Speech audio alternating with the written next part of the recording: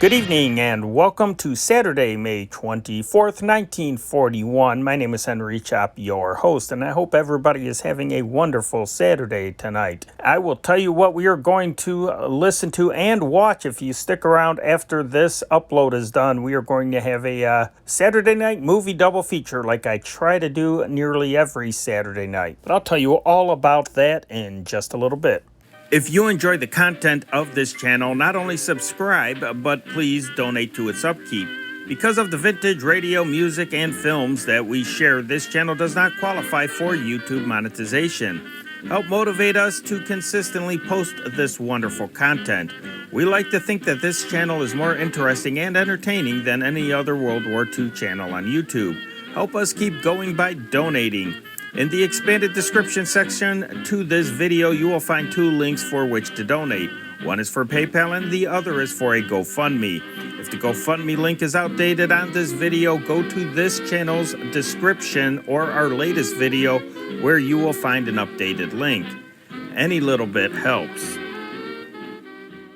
Okay, tonight we are pretty much going to have the usual Saturday programs. We are going to have Jungle Jim, front page drama. The front page drama episode is the Fair Foul Ball. And then we have Edgar A guest. Now, all three of those programs are syndicated. And in addition to that, we are going to have the Green Hornet that aired at 7 o'clock in the evening over Mutual. And this episode is titled Suicide for a Shakeup. And then following the Green Hornet, of course, we are going to count down the top 10 records of the week. Is Amapola still number one? You will find out. How did your favorite song do? So you have that to look forward to. And then if you stick around in the upload following this, we have a great movie double feature. We have The Lone Wolf Takes a Chance and Penny Serenade starring Cary Grant and Irene Dunn. So stick around for that. Some great stuff coming up. Right now, let's turn on that old tube radio. That's our time machine. And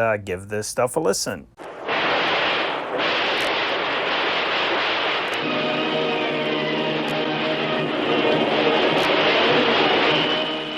Presenting the adventures of Jungle Jim.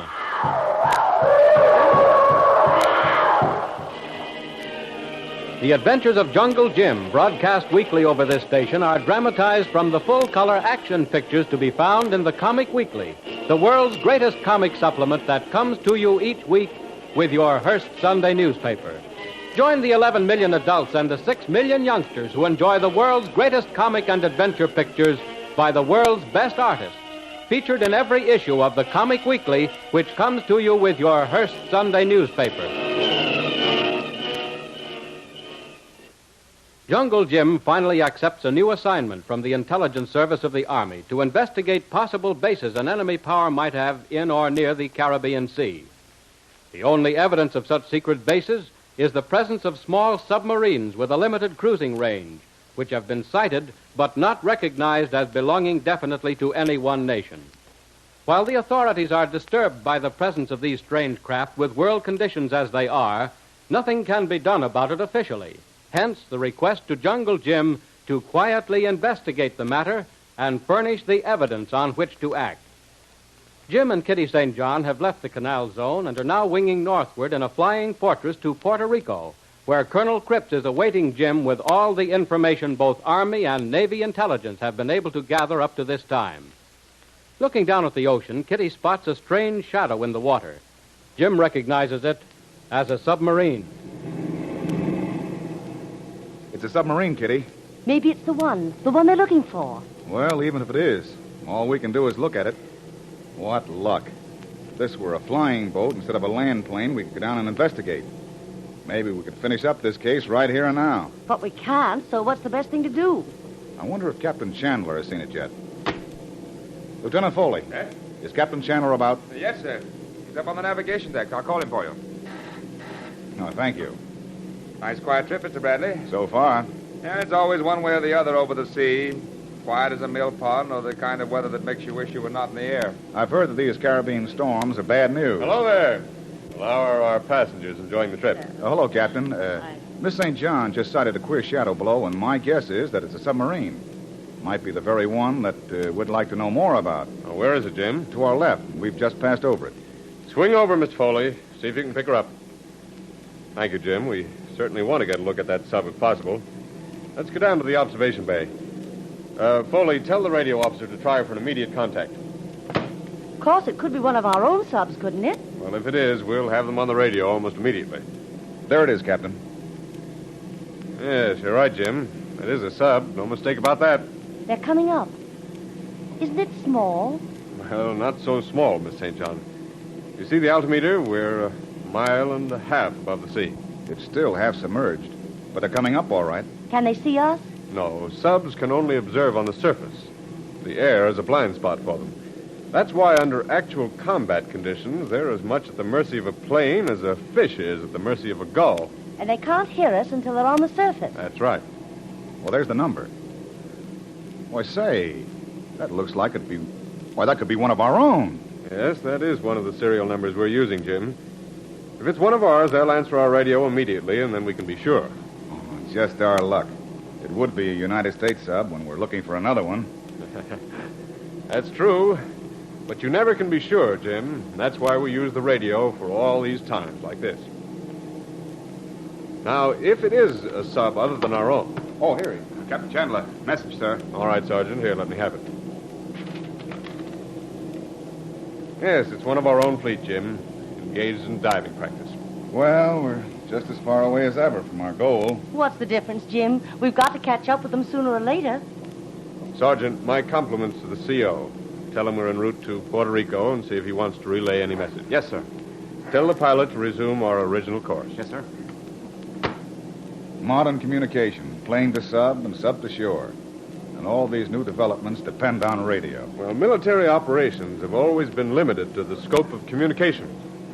Without the telephone and radio, wars would be fought the same today as the Romans fought them. Wasn't the Battle of New Orleans fought weeks after the Treaty of Peace was signed? Uh-huh.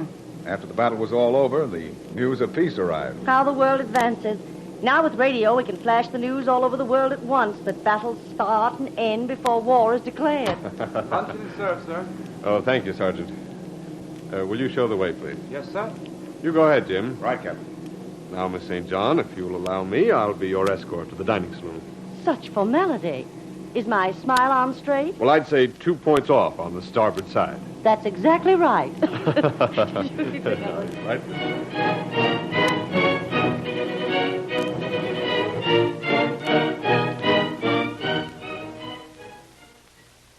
While Jim and Kitty are winging northward to Puerto Rico, the Navy patrol planes are crisscrossing every square mile of the Caribbean, on the lookout for any more signs of the supposedly hostile submarines.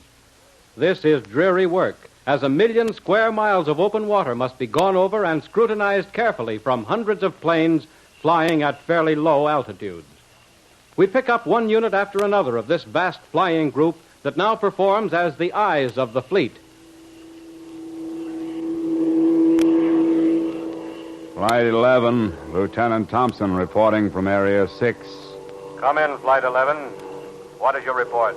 Have made all contact points. No sign of Objective 6. Sea is very calm, weather perfect, visibility unlimited. Have gas enough to last 1/2 hour more than schedule. Okay, Flight 11. Continue on plan for area number 6. That is all.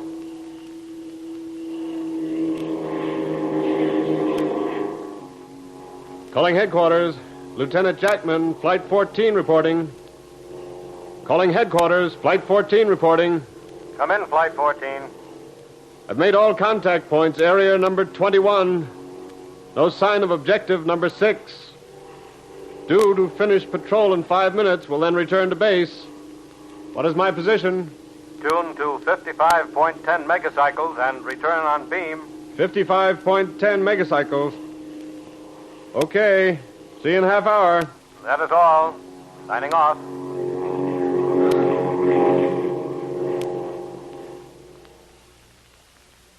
While these reports are pouring into headquarters from every point of the compass, Jim and Kitty are rapidly nearing their destination. The flight in a flying fortress, one of the newest weapons for hemisphere defense, has been a revelation. They have inspected the armaments and been amazed at the efficiency of the superbly trained crew under the able leadership of Captain Chandler. Now, for amusement, they're all in the radio section listening in on routine communications between the patrol planes and the carrier from which they have taken to the air. Those pilots chatter like a lot of magpies. Pilot number this and report number that. Yes, Miss St. John, with us, radio is a serious business. Oh, I didn't mean to belittle them, but it sounds all the same to me. Well, those numbers are code for, well, most any sort of meaning. I can tell you the objective number 6 is the strange submarine. Judging from the reports, those subs are certainly scarce. Today, not one patrol ship has even had a false alarm, much less anything important to report.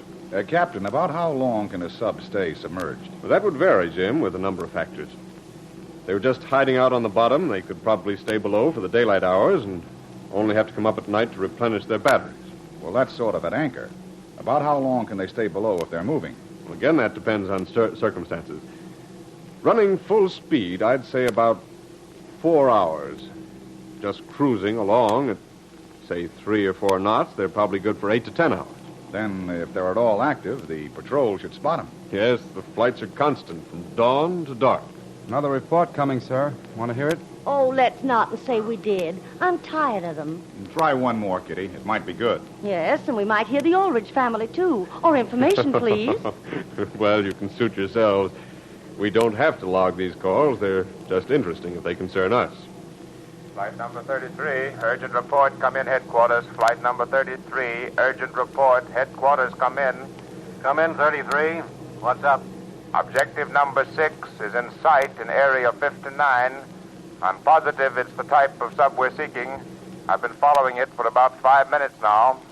It's cruising just below the surface, and the periscope is exposed only a few feet. See, Jim? Switch to your key. Send your flight number continuously. We want shore stations to check your position. But don't lose sight of objective number 6. Yes, sir. What'd I tell you, Kitty? You never know.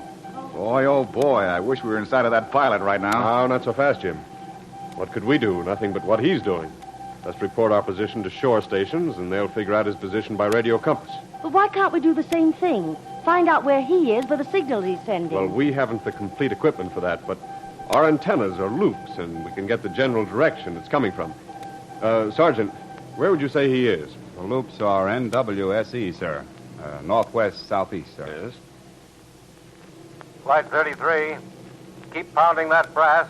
One shore station has you, just waiting for the other to come in any moment. Have you still got objective number 6 in sight? I sure have, but I'm standing on one ear in a continuous bank to do it.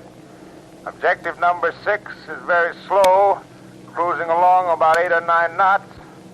Just enough for the periscope to ripple a tiny wave. Keep it under observation and continue your flight call on the key till further orders. How far away could he be? Oh, I would say between 200 and 300 miles southeast of her, sir. Well, let's see the map. That would make his position somewhere in this neighborhood, right in a nest of small reefs and uninhabited islands. Yes. One could hide 100 subs in and around that group of atolls. Yes, and if they didn't come out too often, it might take a month of Sundays to find one. Flight 33 reporting. Come in, headquarters. Keep that key going, 33. We've only got one leg of your exact position. Had to come in. Sub changed course and veered south toward a group of 4 islands. But my exact position is not quite necessary. These islands are laid out like a 3-leaf clover. 3 round ones close together, and the 4th is a long one exactly like a stem. Okay, but keep on that key anyway. The old man wants exact position readings on all contact reports. Did you hear that?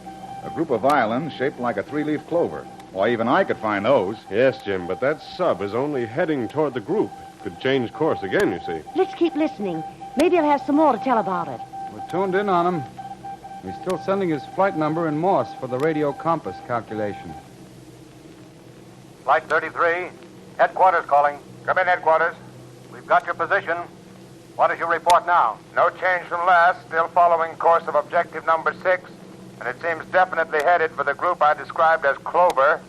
Only trouble is I've overstayed my time on this patrol. How much gas have you got? Oh, not too much.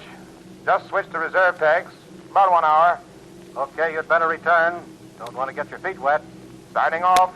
Flight 33, Area 51, returning to base. Well, that's the end of that report. But maybe that pilot did locate the nest of these sea hornets. I wouldn't be a bit surprised if he did. And here's hoping, Jim, that you smoke them out soon. Thank you, Captain Chandler. I hope it's as easy as you make it sound. It never is, Jim. No, I suppose not, Kitty. Puerto Rico dead ahead, sir. We'll be landing in a few minutes. Thank you, Sergeant. Well, Jim, this is the end of the journey. The end of one for you, Captain, but the beginning of one for us. What does it look like from the air? Say, there's a mountain range off in the distance. Yes, Miss St. John, those are the mountains of Puerto Rico. Well, it's time now for safety belts. We'll be in just a few minutes. Okay, Captain. Here we go.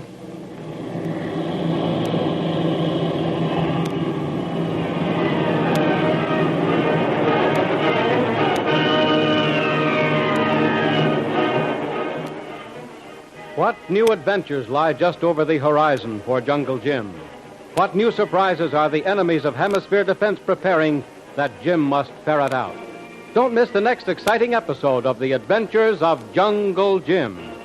Remember, you can follow these adventures in the full-color action pictures to be found in the Comic Weekly, the world's greatest comic supplement containing the best full-color adventure and comic pictures. Remember, no other comic supplement can give you the top names of Cartoonland, like the all-star favorites to be found in the Comic Weekly. The whole family follows the fun and frolics of Jiggs and Maggie, the Little King, and the immortal Donald Duck, as well as the exciting adventures of Jungle Jim and Flash Gordon. Join the 11 million adults and the 6 million youngsters who every week find the greatest of home entertainment in the Comic Weekly, which comes to you with your Hearst Sunday newspaper. More thrilling adventures of Jungle Jim will be heard at this time next week over this station. Be sure to tune in.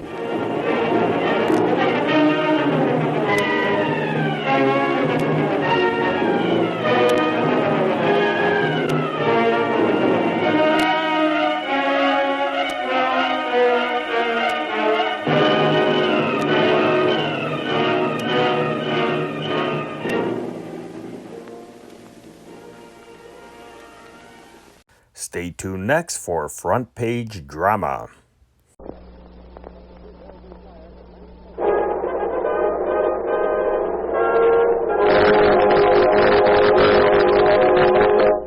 Front Page Dramas. The roar of the presses. Every week these giant presses roll and keep rolling at tremendous speed, 15,000 an hour, until every last one of the 7 million copies of the American Weekly has gone through in full color. Great fiction, interesting features, factual articles, color illustrations. All these are found in every issue of the American Weekly. All these go to make up the nation's reading habit. Another name for the American Weekly, which comes to you every week with your Hearst Sunday newspaper. Take Me Out to the Ball Game is as American as Old Glory itself. And right now, the baseball season is well underway. In next Sunday's American Weekly, there is a very interesting baseball article called Screwballs by Dan Parker, popular sports writer and authority on the national pastime. Every baseball fan will want to read this amusing and at the same time informative article. And to match Dan Parker's efforts in the American Weekly, we present a front-page drama suggested by his article. We give you now The Fair Foul Ball. Well, there goes the old ball game, folks. Marty Spicer sure leaned on that one and drove it clear over the right field bleachers, cleaning the bases. Making the score now 9-3. One out, Jenkins up, and Dangerous Bill Booth on deck. Oh, wait a minute, folks. Wait a minute, there's a conference out there on the pitcher's mound. Here comes Casey O'Day out of the dugout. Yep, he's waving Lefty Osborne in from the bullpen. That's all for Daniels. The same old story, folks. 4 and 5 pitches a day. If you can call the guys O'Day has tossing that apple pitchers. They tell me O'Day's going to put a revolving door in the showers to take care of the traffic. Well, here's Lefty Osborne throwing a few warm-up pitches. And in case you still have the stamina and patience to keep up a scorecard, Osborne is Casey's 4th pitcher today, and there are 2.5 innings left to play. All right, now they're ready to go. Jenkins up. Lefty Osborne throws the rubber, the wind-up, the pitch, and...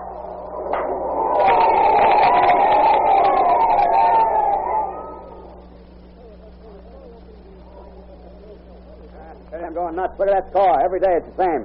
Even the Browns that can't hit the sides of their hats get up there and tee off on those shoe clerks I got for pictures. I tore my neck out of joint watching line drives. Take it easy, Casey. Remember the Braves were in the cellar like us one year, and they suddenly got going, tore out of the cellar, and won the World Series. There's no time for Horatio Alger stories. What's more, you don't have to worry. You ain't managing this flock of zanies they call a ball club. Now listen, Casey, you know the old saying, it's always darkest just before dawn. Kinky burns. Don't make matters any worse. Don't ever mention those guys to me again. If I knew where either one of them or both of them was, I'd fire them. Scouts, ivory hunters, nuts. They couldn't even be Boy Scouts. The only ivory they'll ever find is when they scratch their heads. If those two dumb wits are scouts, I'm the Dowager Empress of China. Oh, give them time, Casey. Even a blind hog will find an acorn once in a while. See? Now that may be McGuire. Don't answer it. Leave it ring. I know who it is. One of them smart newspaper guys ready to hand out some wisecrack. Oh. Gee, Casey. You can't sit there and let the thing ring. Yes, I can. I'll answer it. Hello, Donovan speaking. Long distance, Joplin, Missouri calling. Gee, Casey, it's long distance. Joplin, Missouri. Mr. McGuire calling Mr. O'Day. Collect. Will you accept the charges? Just a minute. Hey, Casey, what'd I tell you? It's Mike McGuire calling. Give me that phone. He's calling collect. I'll pay the charges just to have the pleasure of firing that flat-headed Mick. Hello, operator, put that guy on. Very good, sir. Ready with Mr. O'Day. Operator, we'll accept the charges. Joplin ready. Here's your party. Hello. Hello, McGuire. Yeah. Hello, Casey. Where in the... Easy, Casey. Have you been? You're fired. Now, wait a minute, Casey. Take it easy. Wait till you hear what I found. Boy, what a picture. What? A picture, Casey. A Dazzy Vance, a Christy Mathewson, a Walter Johnson, a Dizzy Dean, a Bob Feller, all rolled up in one. Put down that pipe. Get out of that opium joint. You're fired. Look, I'm not kidding, Casey. Wait till you see this kid. 6 feet tall, 198 pounds, handsome as a Greek god, and boy, what a... I ain't interested in moving pictures. I want pictures. Well, I've got one, Casey, and he can be bought for a song. Now, look, he's with the Dublin Grays. He ain't interested in money. He wants work and a career. Can he pitch? Can he pitch? Wait till you see him. What's the catch? How come a dumb cluck like you found him? Now, there's no catch, Casey, honest. They want 10,000 Give him for it. 7,500. Put him on a train and send him to Williamsport. I'll go down and see him pitch Sunday.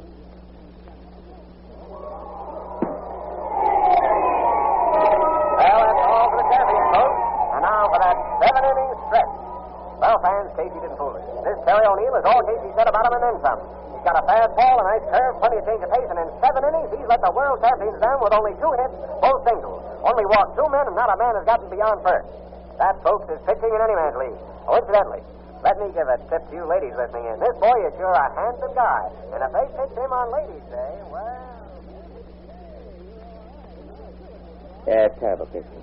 I wanted to tell you before, but, well, I didn't want to worry you. The kid won his first 3 games, and, well, what of it? I put you in there to room with him to look after him. I wouldn't trust him with any of these wacky players, so if anything happens... Well, Casey, the kids are somnambulous. Well, let's leave religion and politics out of it. The guy can believe in anything he wants. No, Casey, you don't get me. The guy's a sleepwalker. He walks in his sleep. Right. Well, that's bad. When'd you first notice it? The first night I roomed with him after the first game when he beat the champ. Yeah? They went to bed early, and I woke up, and I heard a noise in the room. I turned on the light over the bed, and then I saw him walking around. I spoke to him, but he didn't answer me.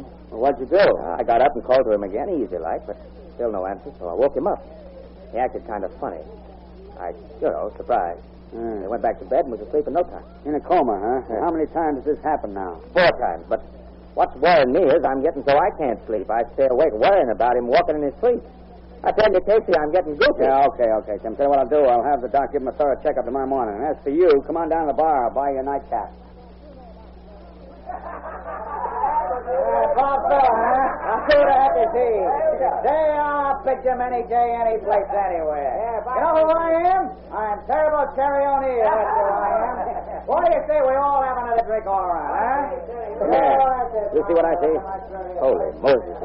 So he's a somber boss, a sleepwalker, huh? That's the gag, is it? It's no gag on it, Casey. I suppose he was dreaming he was thirsty, got up in his sleep, dressed himself, and sleepwalked his way right into this bar. Hold on, Casey. I didn't know the guy was a sleep. No, I suppose he's drinking and talking in his sleep right now. Why, we're Simpson with the panel with me picking. Why, we're as good as in right now. I tell you, sure to the bag. What do you say we all have another drink? Look, don't skip those 2 guys down at the end of the bar. I know they just come in. Well, they look like a couple of regular guys. There's Furthermore, boys. Listen, Furthermore, we'll win the World Series, see? I'll pick the opening. Listen, you. Put it on that drink. Get out of here, Pronto. Hello, Casey, old pal. How are you? How are you, Casey? Now, don't get mad. You see, I didn't feel so good, so I come down to get a little tonic, see, so I could pitch them out. Get out of here right now. Get back up to your room and into bed before I slap a fine on you. Get going. I'll be up in 10 minutes to see you in bed. Okay, Casey. Now, don't get mad. That's all you get.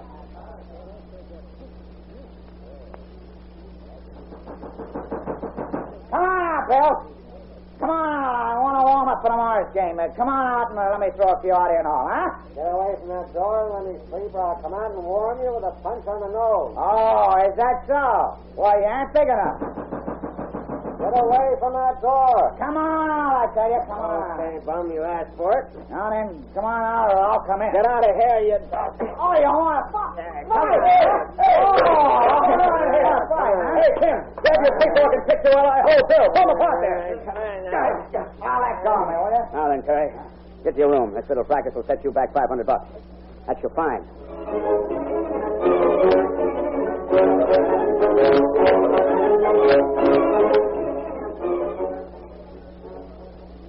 Well, if it ain't Terrible Terry. Home early, huh? Yeah, and what of it? Nothing. Nothing at all, chum, but why get mad at me? Something wrong on the team? I'll say something's wrong. I'm through with this ball club. Yeah? Not going to throw any more games from me. Those Davis cost me 3 games lately. Infielders, they couldn't play in a girls' softball team. But I'm through, see? I'm jumping the team tonight. And you can put it in your paper that I said it. Okay, chum. See you later. Hey, operator, quick. Get me long distance. West 83050, the New York Evening Star. Hurry, will you? Yes, sir. Hold on, I'll have them in a minute. Hello, give me Jack Buchanan on sports desk, will you? Jack, Steady Wallace. Got a scoop for you. Terrible Terry O'Neill has fed up that zany infield of the Blues. It's got him mad. He's jumping the club, and believe me, he means it. I just left him. No one else has got this yet.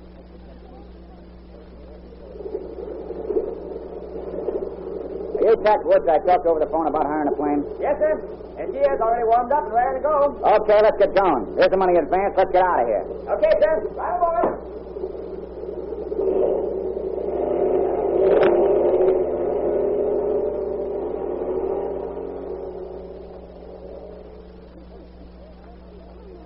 Good evening, sports fans of the air, and how are you tonight? Well, here's a flash hot off the wire. Terrible Terry O'Neill, that handsome, colorful, but somewhat screwball pitching ace of the Blues, who has been in more hot water than a set of restaurant dishes ever since he came up to the big leagues, jumped his team last night, and so far hasn't been found. Casey O'Day, manager of the Blues, has suspended him and slapped a fine of $1,000 on his temperamental star, all of which means nothing unless they can locate the prodigal son. And certainly everybody who is anybody is out looking for him. Casey needs him if he expects to remain in the first division and get a share of that World Series money. Hey, Goodrun Swenson, quick, your pa needs you right away. What's the matter? Why, it's that big guy, the drunk you found. Took home and nursed back to health. He's on the loose again. He's down at the old man Schultz's saloon. If you don't hurry, he's going to tear it apart. My gracious goodness. I'll go at once. Hey, stay, you kick loose. I tell you, you got home. You know who he is? The famous baseball pitcher, Terry O'Neill. He's a bad one. Never mind, Papa. I can handle him. You stay out here.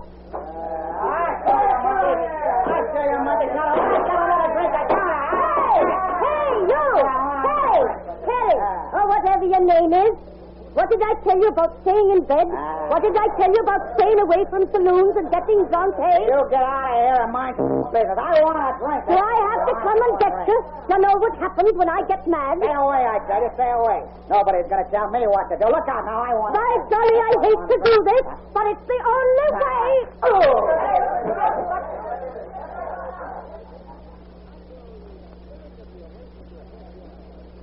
It's the truth, Casey, so help me. I got it right from the natives who was there. Yeah? This big Swedish Amazon puts her right smack on the chin, knocks them out, and then picks them up like a sack of flour and takes them out to a taxi. And believe it or not, he loves it, Casey. He's really nuts about the dame. Not that I blame him. She's a swell looker, even if she is built like a Notre Dame fullback. So what do you say, Casey?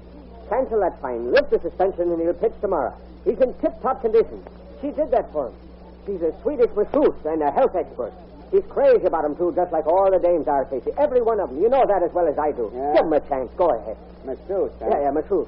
Well, what you guys tell me is true. The age of miracles ain't over. I tell you, it's as true as I'm standing here, Casey. As true as that. Okay, boys, it's a deal. Fine is off. The suspension's off. Yeah, I give him my blessings. The marriage is on. What's more, seeing I'm in a liberal mood, I'll give the bride away. And so they lived happily ever after, at least up to now. For Casey and his team went on to win the pennant the following season, with timid Terry winning 20 games, not including the game of love through the firm but tender devotion of his big Swedish helpmate.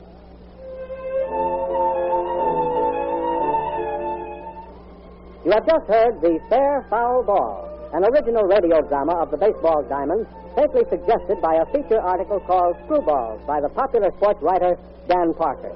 This very amusing and informative article on baseball appears in next Sunday's American Weekly, the magazine with the greatest circulation in the world that comes to you each week with your Hearst Sunday newspaper.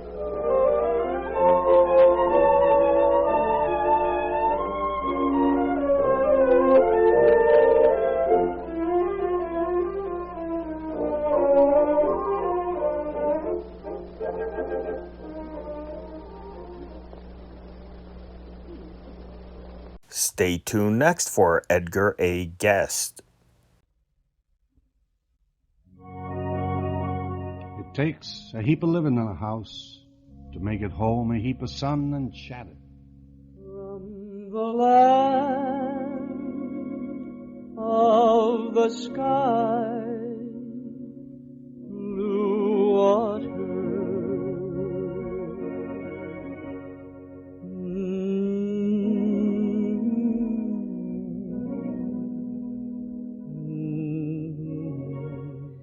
the makers of Land O'Lakes Sweet Cream Butter present Edgar A. Guest with Eddie Howard. A bit of music, a bit of verse, a bit of common sense to make your next 15 minutes a bit brighter. from the land of the sky, blue water.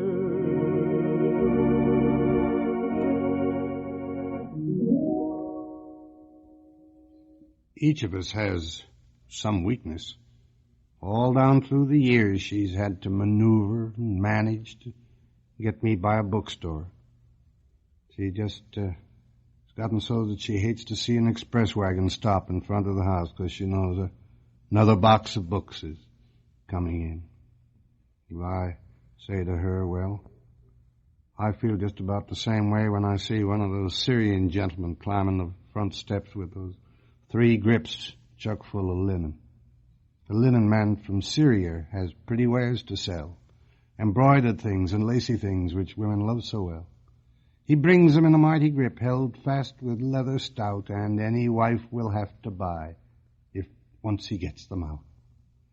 A banquet cloth from Italy he spreads across his knee. Oh, madam, here's a bargain that's as cheap can be.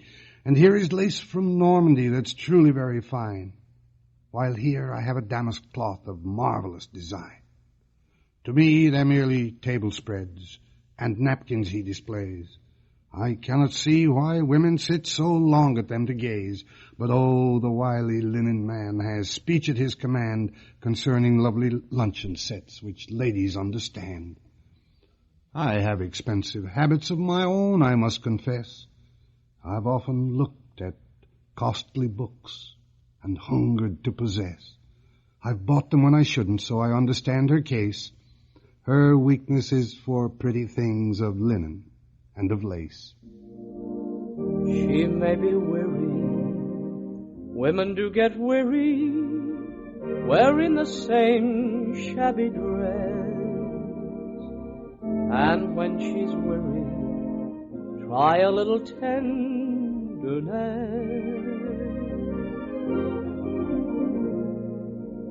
You know she's waiting, just anticipating things she may never possess. While she's without them, try a little tenderness.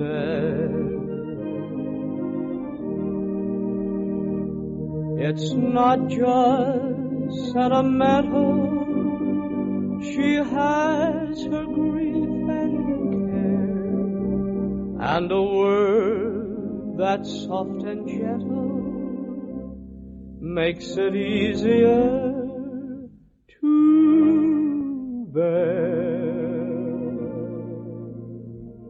You won't regret it, women don't forget it, love is their whole happiness.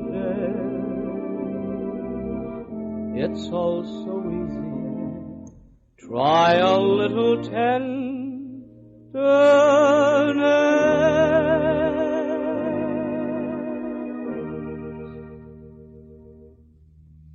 Hey, how's your knowledge of statistics? Uh-oh, you going to start quizzing me again? Well, yeah. Tell me, what's your idea of 1,000? Did you ever count 1,000 anything yourself? Dollars or donuts or marbles? Well, certainly not dollars, Ed. But I've seen 1,000 people or more in a hall. At least they've said 1,000 people were present. And I've seen 30 or 40,000 people at a baseball game. Why? Yeah, I've done that too, and that's a lot of people. Now, what I want to get at is what happens in your mind when you hear me tell about 100,000 American farmers daily taking sweet cream to Land O'Lakes Creamery so that the cream can be churned while it is still sweet. Can you visualize that number? Yeah, 100,000, that's the population of many a good-sized city. Then let me add that those 100,000 Land O'Lakes farmers have as their single aim the best possible product. Well, that number becomes more and more impressive. This is out of my early days as a police reporter. I think in every neighborhood there is always a sweet and lovely character, not understood much by the adults, but known and by the children. There's always somebody in every neighborhood to whom the children go for that drink of water and the cookies that are handy. And one night we were called from the police station out to break into just that kind of a home because the tenant hadn't been seen for a few days. There was a lonely woman in a cottage. Day by day, alone she walked her garden round to pass the time away. Alone she brewed her cup of tea. At 9 o'clock at night, alone she walked from room to lock the windows tight. She heard the neighbors laughing, but she never turned to see, nor raised her head, nor took a step to share their revelry. Her hair was thin and silvered, and her face was lined with care, and only little children ever found a welcome there. For them she fashioned cookies to resemble polar bears, and sugar dates and walnut cakes, and other sweet affairs. And every little boy or girl who passed her threshold or could eat her stock of goodies till they couldn't swallow more. She paid no heed to grown-ups, and the neighbors wondered why. Alone she chose to keep her house. Alone she chose to die. The menfolk thought her crazy, and the women often stood and wondered who had wronged her. But the children thought her good. We never learned her story. All alone, one night she died, and when the children missed her, men were called to break inside. They found her lying on the floor, her voice forever stilled, and in the room, the cookie jar, which she had just refilled. Little old lady passing by, catching everyone's eye. You had such a charming manner, sweet and shy. Little old bonnet set in place, and a smile on your face. You were a perfect picture in your lavender and lace. Little lavalier of jam, little things you can't forget. Bet you were the reigning belle at every minuet. Little old lady, so polite, close your eyes, that's all right. You deserve a sweet bouquet of pleasant dreams. Good night. You know, ladies, it takes a lot of things, a lot of preparation to make a really appetizing meal. Don't you think so? Don't you agree that even the best of cooks can have a whole meal spoiled because the butter used isn't quite as fresh and good as it should be? And that's particularly true in warm weather. Butter is so perishable. But I know one thing. Those women who use Land O'Lakes sweet cream butter don't have near the worrying to do. Summer or winter, the quality of Land O'Lakes butter never varies. It's so fresh-tasting, so appetizing, even in the hottest weather. That's because not one drop of sour cream is ever used in churning Land O'Lakes. Only fresh, sweet cream, rigidly tested for freshness, sweetness, purity, and flavor. Why, actually, it takes more than a quart of fresh, sweet whipping cream to make 1 pound of Land O'Lakes sweet cream butter. So now you know why Land O'Lakes is a real favorite with discriminating housewives everywhere. Won't you try Land O'Lakes? Once you do, you'll never be without it. Have you written home to Mother? Have you thought of her today? Just drop a line that you're feeling fine. That's all you really need to say. Every word is like a sunbeam. Make her happy while you may. Have you written home to Mother? If you haven't, then write her today.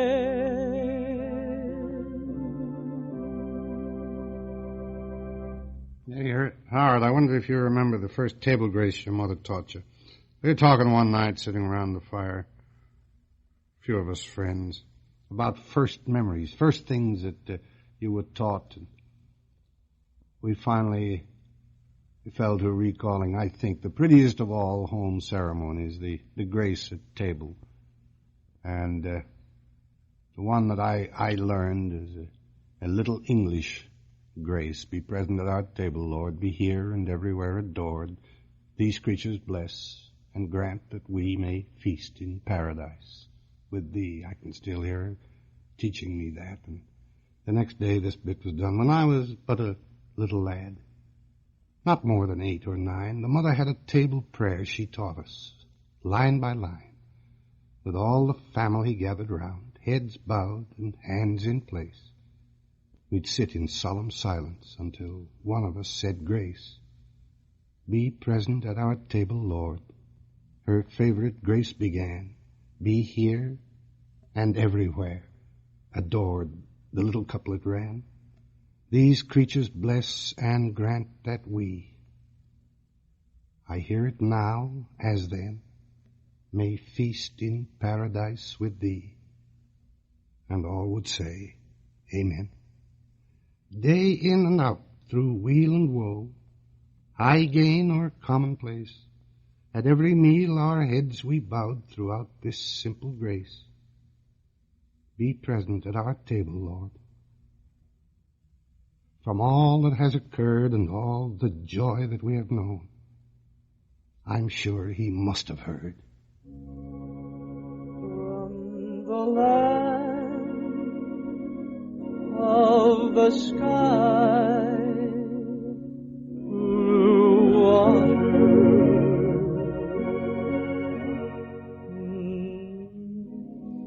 You have been listening to the poems of Edgar A. Guest and the songs of Eddie Howard.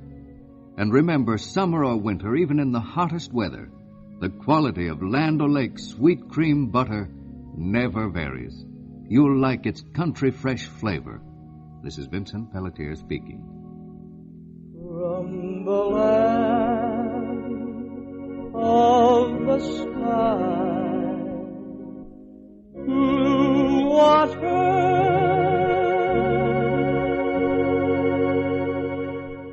Just a little thought on what it is success. Who cheers another on his way or aids a neighbor in distress? Whatever else the critics say is for that moment a success.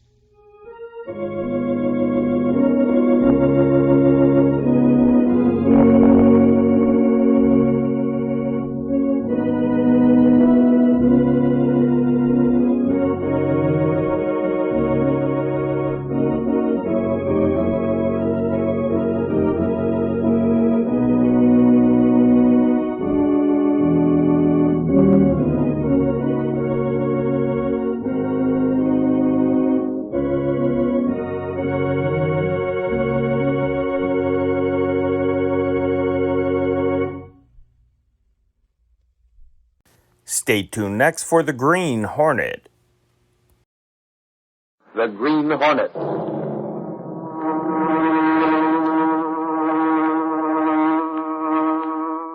He hunts the biggest of all game, public enemies that even the G-men cannot reach. The Green Hornet.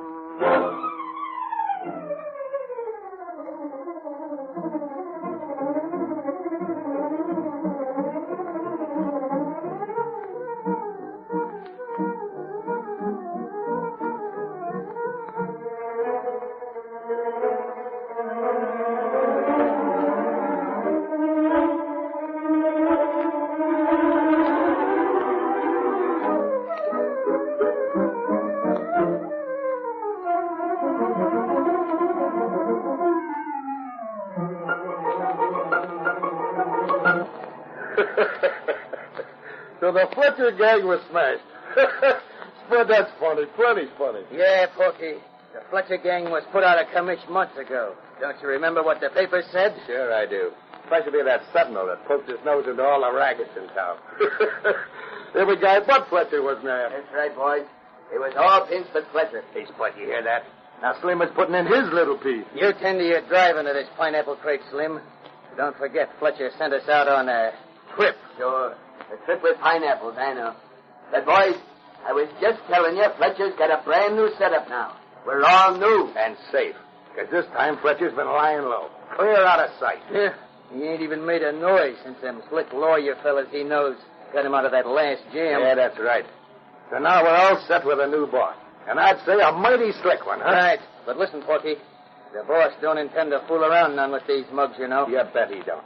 They pay up or out. If they don't pay, he sends us out to do the or else. Hey, Slim. Haskell's fruit store first. You know where it is, don't you? Sure. After that, where to? Farmers and then Ladoni's. Okay, Spud. I wonder, Spud, how much this fruit racket's good for. Plenty. Yeah, what do you mean by plenty? Fletcher says there's a couple of hundred fruit dealers in town. They pay an average of $10 a week for protection. Well, that's $2,000. That ain't a fortune. Maybe not. But Fletcher knows how to handle this, see? Things ain't what they used to be, you know. You think so? I know that. After he gets the fruit stands lined up and paying regular, then he'll take another line of business in. Stick with Fletcher and you'll live. I'm sticking. And after tonight, we'd all better stick. You're talking sense now. We might need them alibis the boss will have fixed for us. Say, which you two guys handles the bomb? Me, I'm tossing the pineapple, Slim. And Spud takes care of the chopper. The boss said to toss pineapples at the first two joints and then rake the third with machine gun fire, along with the pill tossing. Hey, there's a first place next corner. I see it. Think I'll unlimber the gun on that place, too. Need a little practice. Yeah, I guess it won't hurt none. Slim, slow down when you go by now. I don't want to miss the throw. Okay, you birds, get set. Now, Porky, let her go. Yeah, she's gone. Now start the gun.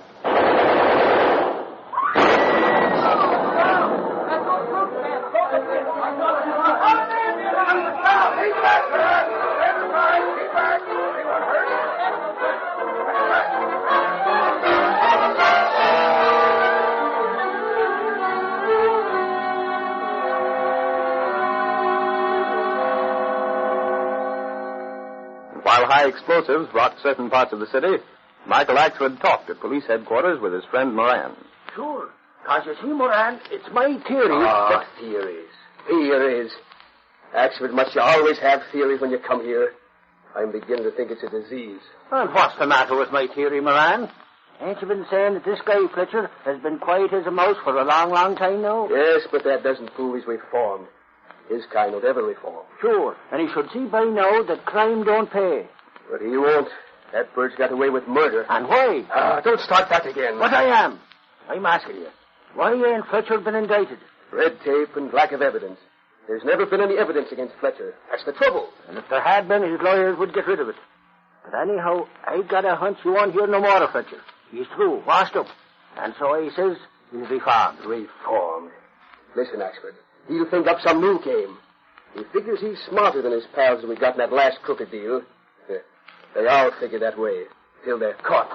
Hey, it's flattery. Look at him come breezing in. Flattery, what's the matter with you? On your toes, you guys. There's the devil to pay this night. What's that, Flattery? Holy crow, what's ailing you? Bombings, that's what. It's bombings all over the place. A fruit stand over on 10th Street. Come on out in the wire room. Bombing, eh? Yeah, it's another racket busting loose. That's what it is. By golly, this is news. News for the Sentinel.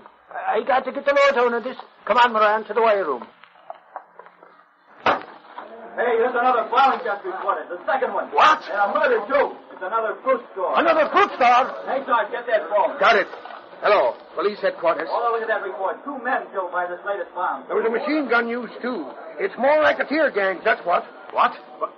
What's that? Okay, yeah. Goodbye. What do you got there? Listen, everybody. That was reporting the third bombing. Huh? Then come on, we move. I bet all I got is Fletcher's behind this whole thing. Someone's next. And if he is, I bet you can't prove it. Hey, but I'll let go with you.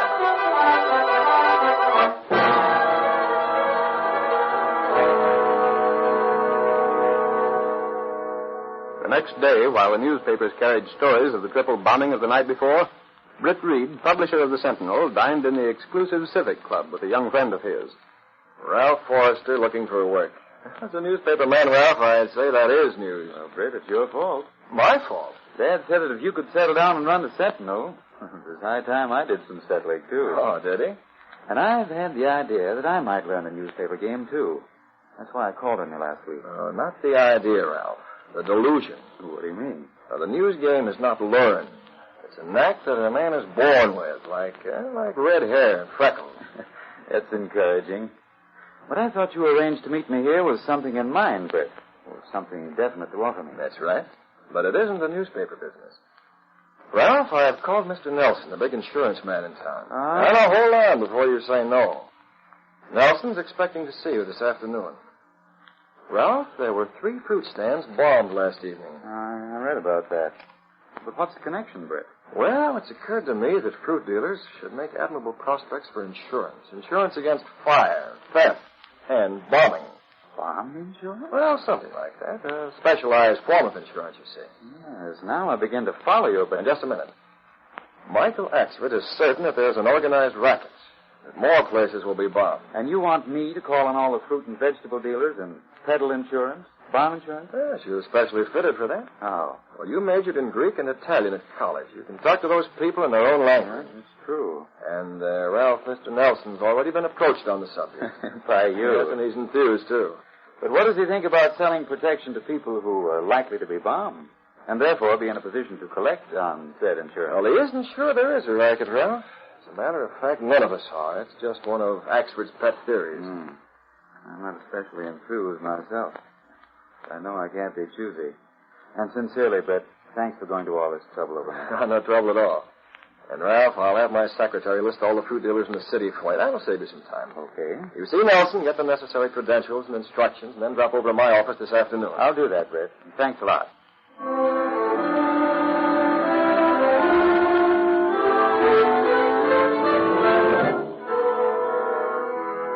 Forrester didn't suspect that Britt Reed was beginning to map out a plan that would carry the Green Hornet into a fight to the finish against the underworld racketeers that had carried open warfare into the city streets.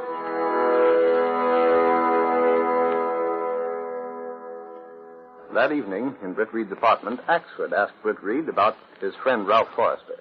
His father and mine were good friends, Axford, and that's why I want to help him if I can. By golly, Reed, that's nice of you. That it is. Miss Case prepared a list of city fruit dealers for him. Oh, so that was what that list was. You know, Reed, I wondered why she was doing it, and I asked her. Yeah? What do you think she told me? No idea. She said that she was getting the list ready so she could decide what guy was next to get bummed. Oh, of course you'll believe that. I know she was fooling. But say, Reed, you know what I think? What, Axford? Well, there's a guy in town named Fletcher. Yeah? He's known to have been in rackets before. And I'm betting 10 to 1 he's the mug behind these bummins. Why, Axford, I heard that you thought Fletcher'd gone straight. Huh? Who said that? Who told you that? A friend of yours from police headquarters? Oh, but that was last evening. Since then, I changed my mind. Now, I got a new theory. One, that Fletcher is the guy what's behind this bumming racket. I wish you could prove that. I'd be given a week's pay if I could, by golly. I'll have to remember that. Huh? Now, one more thing, Axford. When Forrester comes in tomorrow, don't try to put him out of my office again. But I thought today that you didn't want to be disturbed. That was why I sent him out. Well, he's going to report to me on the success of his work. Oh, he is? What you going to do? Go into the insurance business yourself? Oh, no. I'm merely interested in seeing him succeed. I want to work with him a bit, and so he'll report to me before he goes to his own office. Okay. I think it's swell of you to help him like that. But look, Reed, if you don't mind, I'll go over to the cops' headquarters again this evening and see if there's anything new on the booming of the fruit stand. Very well. You don't mind? Well, of course not. You get another story like the one of last night, Axford, and you will be doing something. By golly, Reed, if there's a story, I'll get it. Yeah, I wonder what Axford would think if he knew the real reason for my getting Ralph this work. It's Brett. He just takes... Oh, Cato. Now, I have hopes that a little idea will give us information which we can use. Yes? In going over the list of Ralph's prospects, there'll be some who'll be interested in the insurance. Yes, Mr. Brett. Now, these will be dealers who've not yet been contacted by the racketeers, or those who have plans to defy them. And Miss Brett, do you have a plan for Green Hornet? Well, not as yet, but later perhaps when I see the list of dealers. You see, Cato, I feel that the dealers who have absolutely no interest in insurance will be the ones who have agreed to pay protection to the racketeers. Yes, sir. And these, Cato, will be the dealers I'll want to call on. With the Brett Beauty? Yes.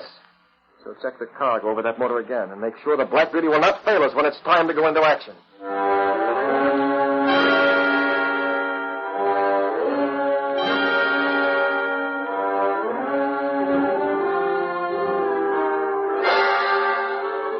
During the next few days, Ralph Forrester called regularly on Brett Reed, unaware that the young newspaperman was gathering data for the Green Hornet. Meanwhile, the racketeers struck at 2 more fruit dealers, throwing bombs of death and destruction and putting the police department in a frenzy trying to run the gangsters to earth. But finally, the Green Hornet was ready to act. Brett Reed was followed by his faithful valet, Cato, as he went through a secret panel in the rear of his clothes press. Cato closed the panel. I have the names of a few of the fruit dealers that were completely disinterested in Forrester's insurance proposition. Yes, Mr. Brett. Tonight, we'll call on these dealers. You have the weapon of the Green Hornet with you? Yes. The mask is in the pocket of the car? Yes, sir. Here's the door to the old building.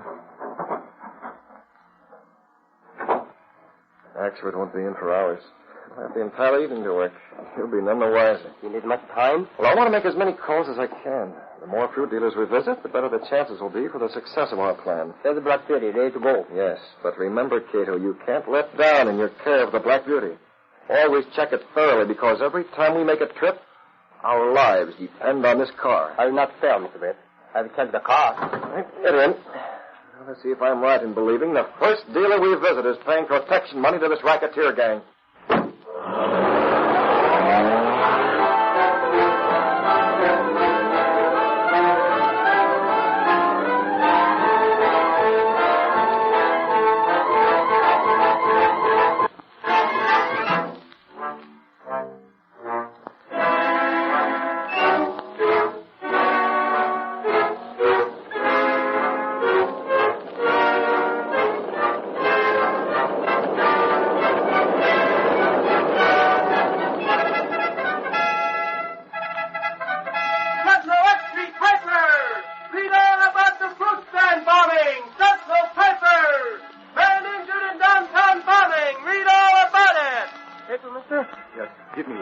Here you are.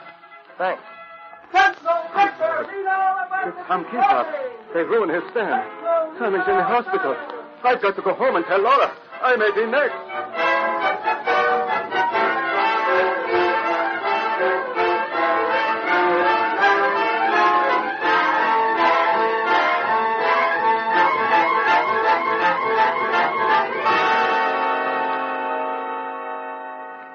Laura, Tom Keesop has had trouble. These men may have hurt him because he would not pay. He was lucky. He is not badly hurt, but his place, it is ruined, Laura.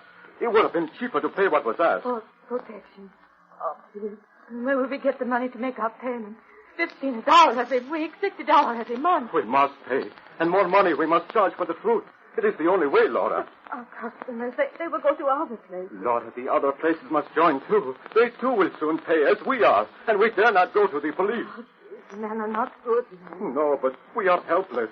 Ledoni is already dead, Laura. Haskell is in the hospital. His place is burned down. We have our lives to think of. Yes, Philip, you have. Look. That mask. That gun. Who are you? Keep quiet. Listen to me. That man, he's the one they call the Green Hornet. Don't harm us, whoever you are. We have done nothing. Philip, I'm here to collect. Collect? Right. You've been promised protection for your store, haven't you? Yes, but You are not the man who told me about this. You are not. I'm the man who's here for the money. But the $15, it was not to be paid yet. Quiet, you. I'll take it now. But the man told me he's saying 5 more days. I said I'd take it now. Plans are changed. But if you don't want to pay, I can report you as the next man due for a little trouble. No, not pay him. In the name of heaven, pay him. Wait. I will get the money. I will get it. That's better. And hurry. You will not record. Not if you pay. Here it is. $10, $15. But now I will be poor man. That's too bad. I got what I tell you, Philip, and remember it. Here's an address on this card. Keep this address. Why do you leave us this? Every day, you send $15 in an envelope to this address. You understand? Yes, but you will not come here again? No, you'll send the cash. But if you make it necessary for me to come again, Philip, I'll come in the same way that I went to the shops of Haskell and Ladona. No, do not do that. We will pay. I will send the money. I swear I will. See that you do. And one thing more. Don't tell anyone where it's to be sent. If you reveal that address, that'll be reason enough for me to call back. Remember that. Yes, I will remember. But do not harm us. Very well. I'll have no trouble unless you make it.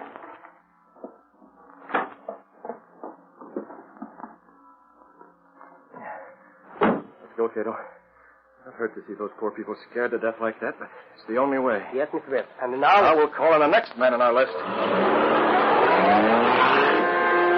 4 times that night, the Green Hornet called on certain fruit dealers and left address cards. Sure, his threats of secrecy would cause these intimidated men to give that address to the real racketeer.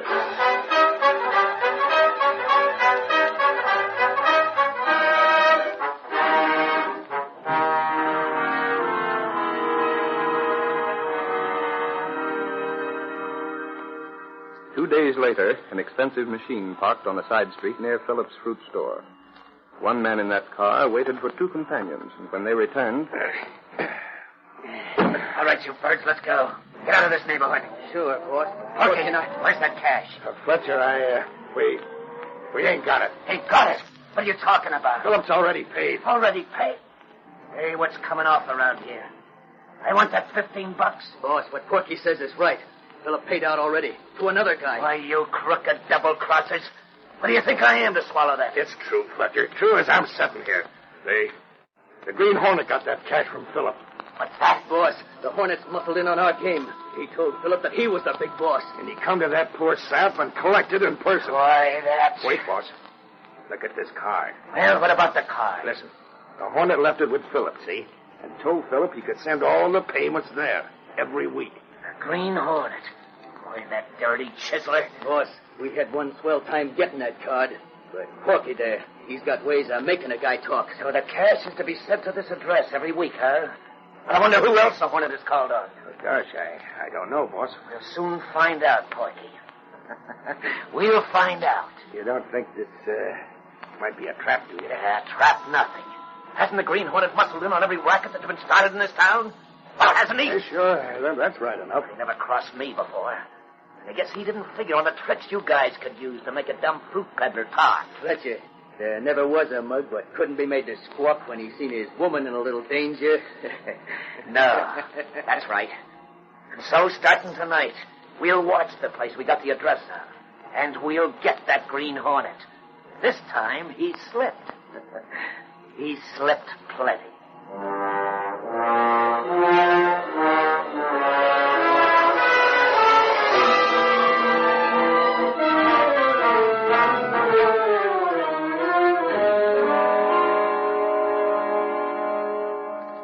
Not long before dinner that evening, Axford ran excitedly into the office of his friend Sergeant Moran at headquarters. As he talked wildly, a letter waved from one hand. Moran! Holy crow, man! Get a load of this. It's the best tip you ever got. Well, Axford, you crazy banshee, take it easy. Tell me what it's all about. The Green Hornet, that's what. What? The Green Hornet, that's it. This here tells where the guy can be found. It tells, too, that he's the guy what's heading this fruit racket. Is this straight, Axford? Here, let me see that. You bet it's straight. And didn't I tell you all along that Fletcher wasn't the guy? But maybe Fletcher is the guy. Maybe he's the Green Hornet. It could be. But listen, this come into the office without no name sign. And Britt Reed, he gave it to me. It sounds like the bird who wrote it knew what he was talking about, all right. Sure. That's just what I told Britt Reed. You mean that's what he told you? But forget that. We're going there, to that address is given. That's what I was going to suggest, Moran. We'll take along Flattery and a couple of the others. No, one moment, Moran. You're making a mistake to take along so many that they give it away. But if we was to go, just a couple of us, and lay in wait, that Hornet might come in. All right, Axford, we'll do that. I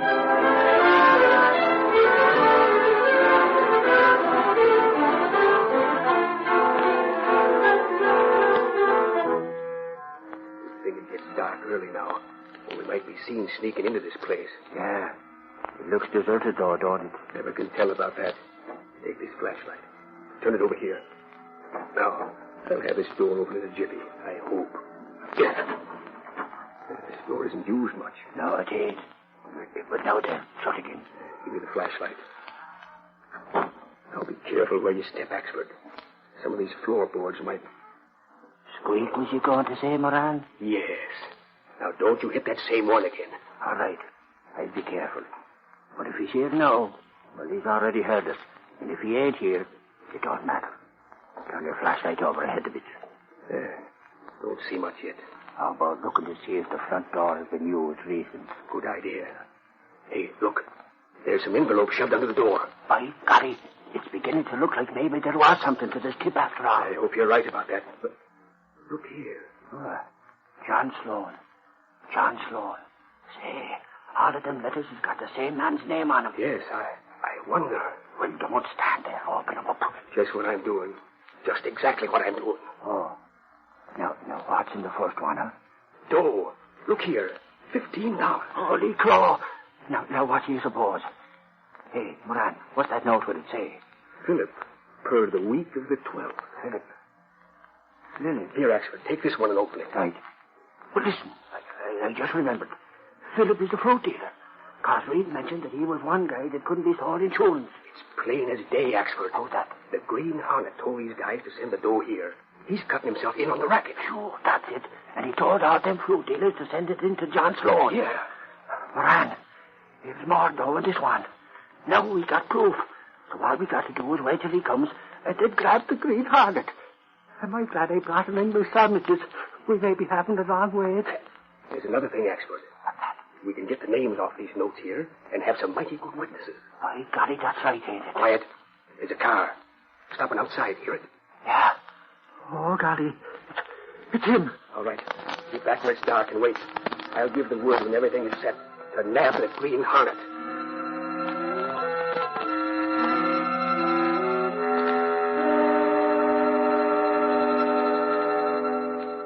Boy, that's the house. Yeah. It's kind of deserted, don't it, Fletcher? Well, Porky, that's the way the Hornet would want his joint to look, see? Shut up, Spud. Now, come on, both of you. Get out of the car and have that chopper handy. Gosh, boss. You ain't taking no chances, are you? Of course I ain't. I want that guy mowed right down. Now, boys, on top of getting rid of the Green Hornet, we'll collect that reward that something was offering for him. That won't be bad either. Just an extra $5,000. I hope this ain't a trap of some sort. What sort of a trap could it be? I don't know. Shut up. Listen, Spud. The Green Hornet or nobody ain't superhuman. When this chopper starts talking, it'll get him like it would anybody else. All right. We're going right through the front door. I don't think he's here right now. Suits me if he ain't. Yet. I never heard of him being out and around town so early in the evening. So we'll just wait inside. Then, when he comes... He gets the works. Bud, try that door. Sure, boss. Done a lot. Now get ready with a chopper, Porky. Just in case there's anybody here. Leave that to me, Fletcher. I'll find a light so we can have a look around. No light, just sack. He's outside waiting. You want him to see us? Now we... Drop your gun! See, there's somebody... We got you covered. Quick, the chopper! All right, you spouties. Take that. Oh, what a hand! Grab that gun. Turn it on them guys. Let go, mate. Let go. I got this one. Stand back there and drop your gun. Wait, there's a mistake. Mistake me, I. These guys are cops. Cops is right. And you fellas come here for your mate. Oh, now listen, boys. I've got us all wrong. Hit the flashlight on him again. This one is Fletcher. Fletcher, is it? But maybe you're the Green Hornet. The Green Hornet? Boys, you got us all wrong. We come here to catch the Green Hornet. Oh, well, no, is that so? Well, what do you do with the machine gun? We'll just take that along, too. And see if some of the bullets we've got at headquarters don't match the same gun. Now, listen. We found that gun. Found it in front of the house. I don't have to listen to you, you cheap crook. And you can stop your lying. Gonna have to pound a machine gun in this front yard. We just saw you get out of that car with it. And there was mail here, you know. Addressed to John Sloan. It's a frame-up. A frame-up, boss. Boy, there is a mistake. It seems that we both come to get the Hornet, but... Never mind, Inspector. You're going to headquarters. You'll never before let any men who could talk live long enough to squeal on you. Well, this time we've got a couple of live ones. With the witnesses to face him, too. There ain't no witnesses. Ever hear of Phillips and Palmyra and a few more fruit dealers in this town? You cops don't know nothing about them. No? Well, what about this payoff, though? Protection money. Sent here in care of John Sloan, alias the Green Hornet. Now get out of here into a police car. You're all going behind bars.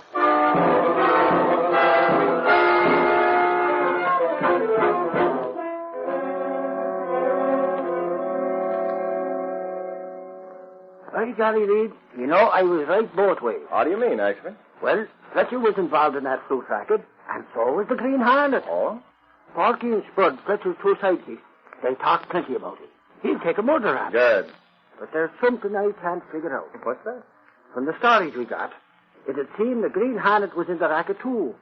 But Porky and Spud swore up and down he wasn't. No? And another thing.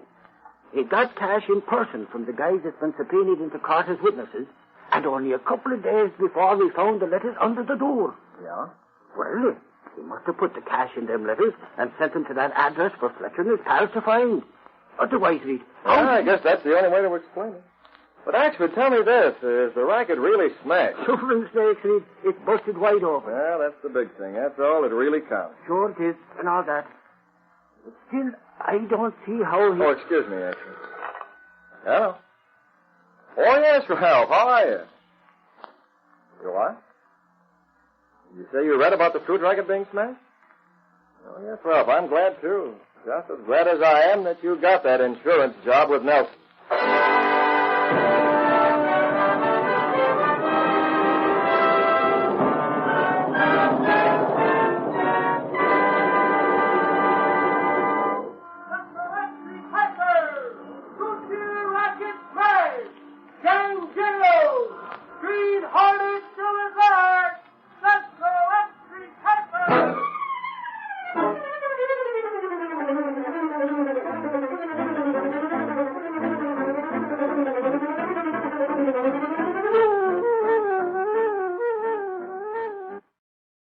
Stay tuned for the Your Hit Parade Jukebox. Your Hit Parade. The top tunes all over America as determined by Your Hit Parade survey, which checks the bestsellers in sheet music and phonograph records, the songs most heard on the air, and the songs most played on the automatic coin machines. An accurate, authentic tabulation of America's taste in popular music. Your Hit Parade. I'm Henry Chapp with a pocket full of nickels for the Hit Parade Jukebox. Let's count them down. This week we have two songs leaving the charts. Oh, Look at Me Now by Tommy Dorsey and Frank Sinatra, number 10 last week, and Goodbye Now by Horace Heidt and his Musical Nights, which was number 9 last week.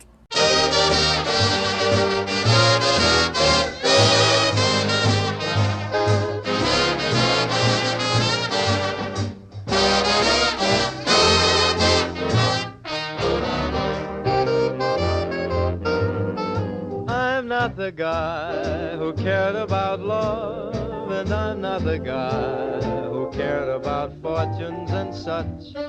Never cared much. Oh, look at you now.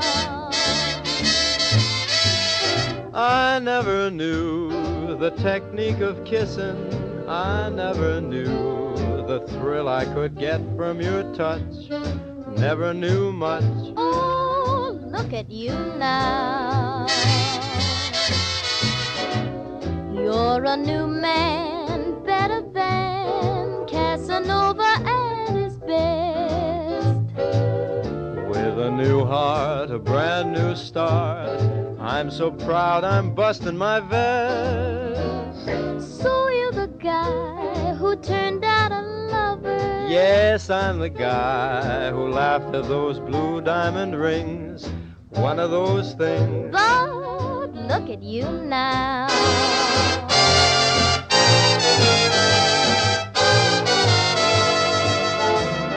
He's the guy who cared about love, and he's not the guy who cared about fortunes and such. Cared about much, but look at him now. I'm a lover. He never knew the technique of kissing.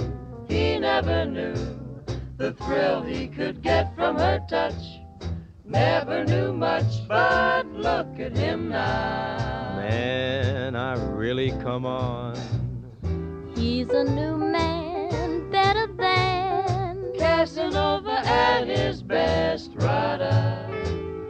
with a new start, a brand new heart. He's so proud he's busting his vest. So he's the guy who turned out a lover. So he's the guy who laughed at those blue diamond rings. One of those things. But look at me now. He's a new man, better than Casanova at his best. He's got some new jive and it's really fine. Why, I'm so proud I'm busting my vest. He's a lover. Yes, we know he's a lover. Yes. I laughed at those blue diamond rings. Just one of those things. But look at him now. Jack, I'm ready. Look at him now.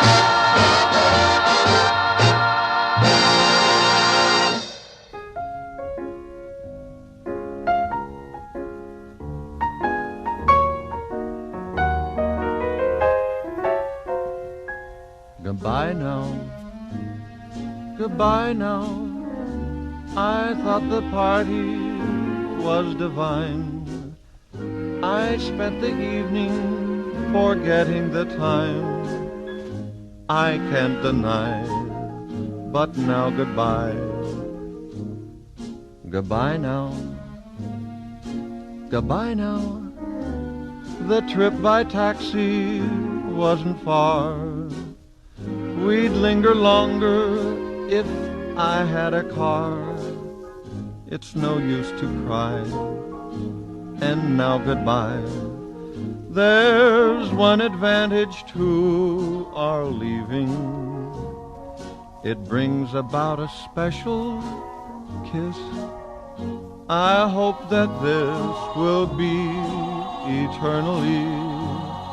A momentary parting, just a second, then we're starting. So goodbye now, goodbye now. It's just a moment that we're apart. To make it certain, I'll leave you my heart. But for now,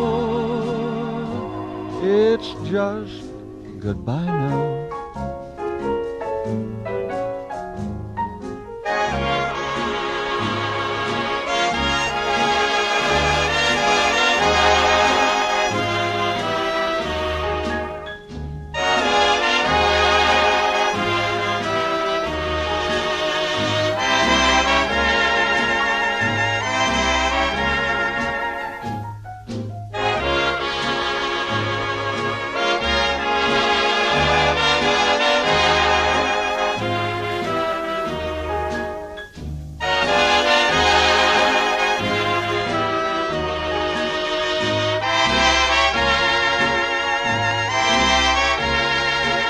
There's one advantage to our leaving.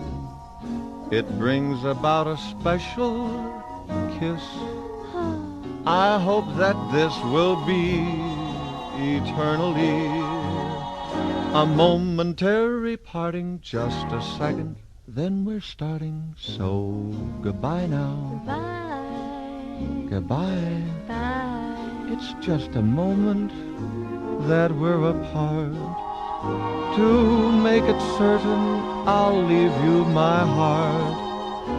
But for now, it's just goodbye now. Goodbye.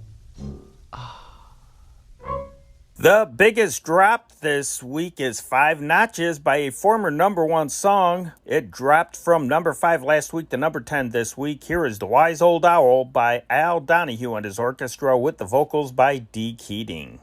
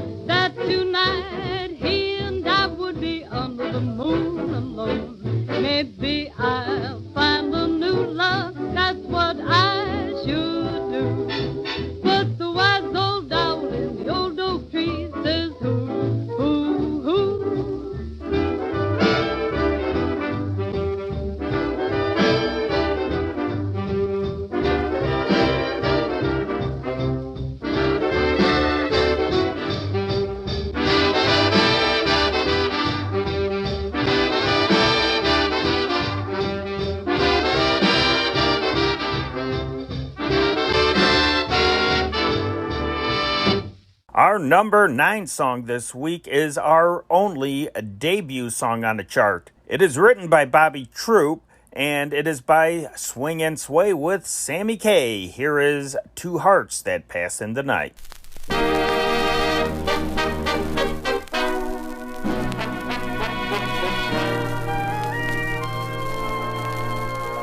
Two hearts that pass in the night,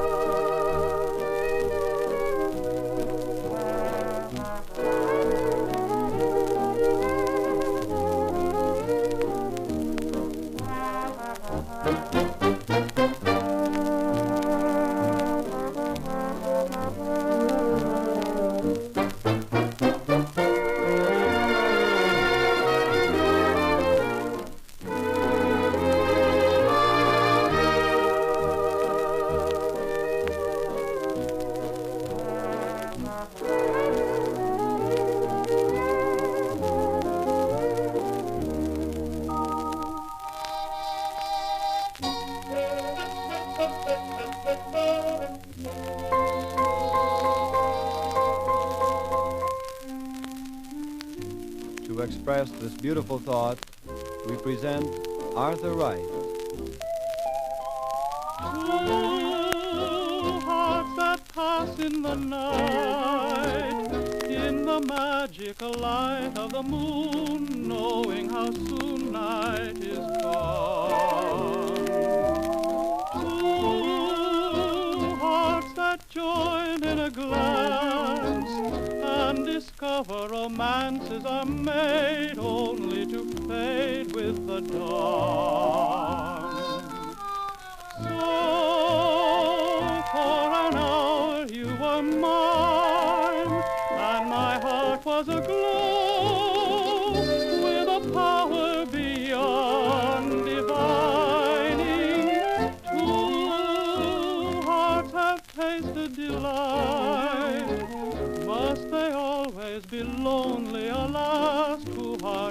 us in the night.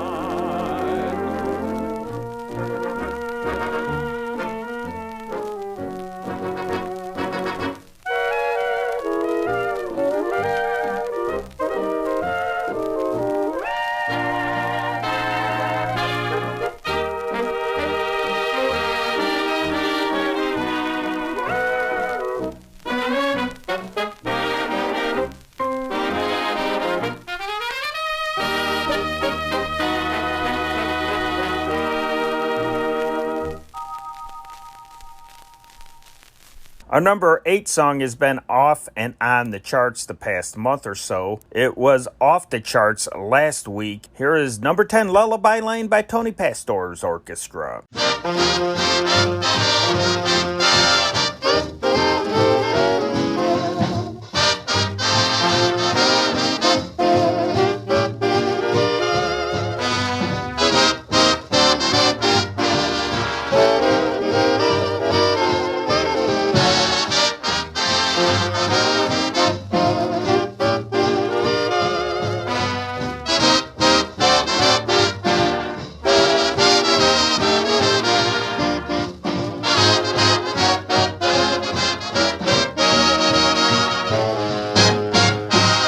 Wasn't it a lucky thing that we got caught in the rain And found ourselves on the doorstep of number 10 Lullaby Lane.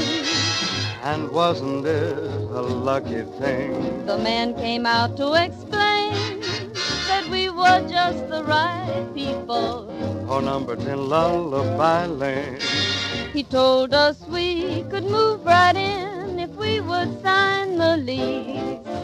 But when we said we weren't wed, He said he was also the justice of the peace. So if you're in the neighborhood and you get caught in the rain, you'll find us waiting to greet you at number 10 Lullaby Lane. Look, honey, isn't that a cute little house? I'll say it is. Say, I wonder if anybody's bought it yet. Well, let's go and ask the caretaker. All right. Pardon me, sir. Is this house sold?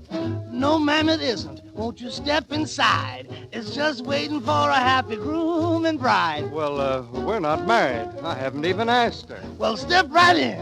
I'm the master.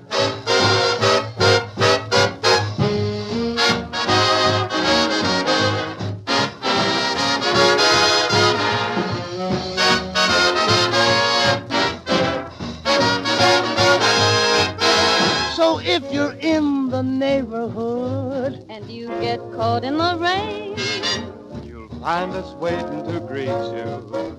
number 10 Lullaby Lane.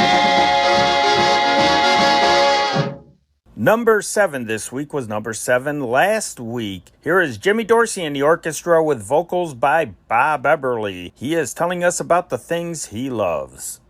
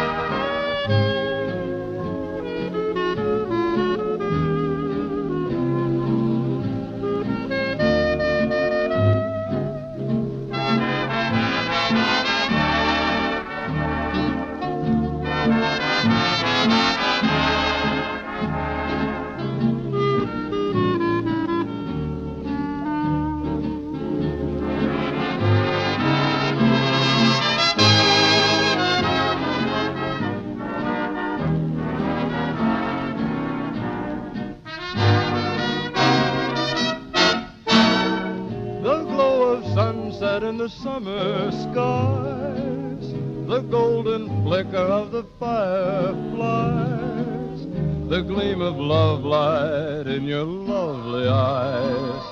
These are the things I love. A silver moonbeam peeping through the trees, a bed of tulips nodding in the breeze, the look you give in answer to my pleas. These are the things I love.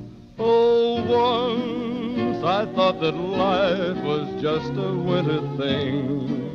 My heart was cold, and then you came to me, and like a breath of spring, you turned the silver snow to gold. A robin serenade when day is through, the babbling brook beside our rendezvous, your sweet voice whispering, darling, I love you. These are the things I love.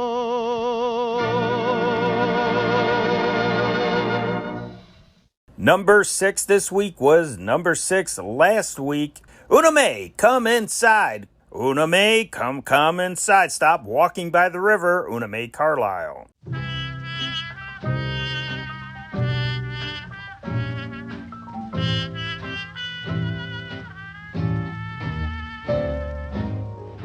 There's dew up on the ground and not a soul in sight. I'm walking by the river 'cause I'm meeting someone there tonight.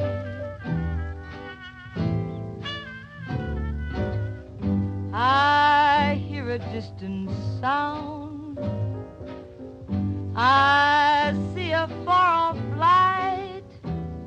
I'm walking by the river 'cause I'm meeting someone there tonight. Murmuring waters say there's no time to delay. Hurry on your way, my friend. If you don't get there soon, there may not be a moon to guide you to that happy end. My heart is riding high, my blues have taken flight, and I'm walking by the river 'cause I'm meeting someone there tonight.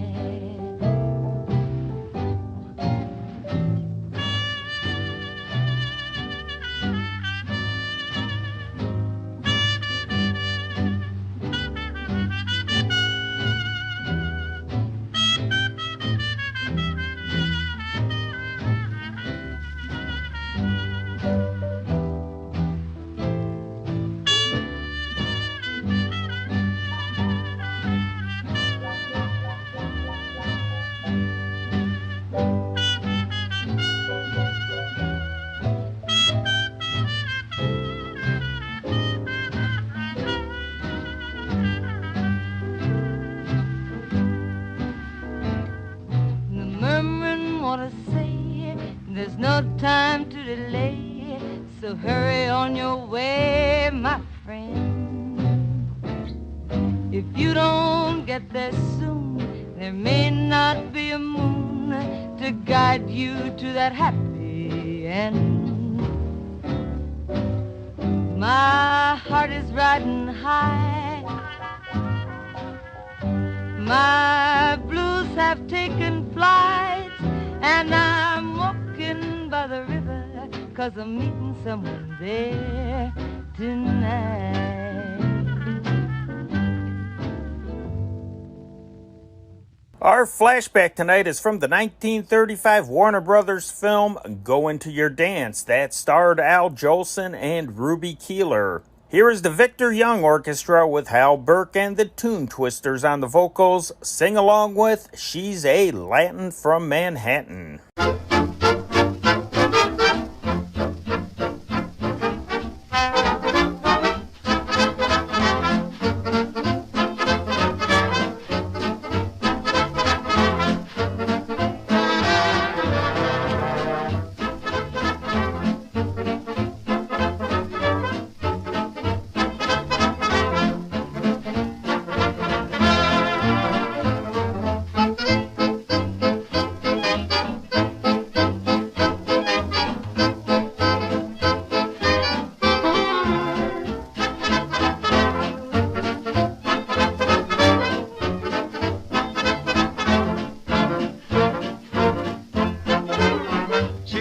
from Manhattan. You can tell by her manana. She's a Latin from Manhattan and not Havana. Though she does the rumba for us, and she calls herself Dolores. She was in a Broadway chorus known as Susie Donahue. She can take a tambourine and whack it, but with her it's just a racket. She's a hooper from 10th Avenue. She's a Latin from Manhattan. She's a 42nd Streeter. She's a Latin from Manhattan, Senorita Donahue. She's a Latin from Manhattan. You can tell by her manana. She's a Latin from Manhattan and not Havana. Though she does the rumba for us, and she calls herself Dolores, she was in a Broadway chorus known as Miss Susie Donahue. She can take a tambourine and whack it, but with her it's just a racket. She's a hooper from 10th Avenue. She's a Latin from Manhattan, just the 42nd Streeter. She's a Latin from Manhattan by the name of Senorita Donahue.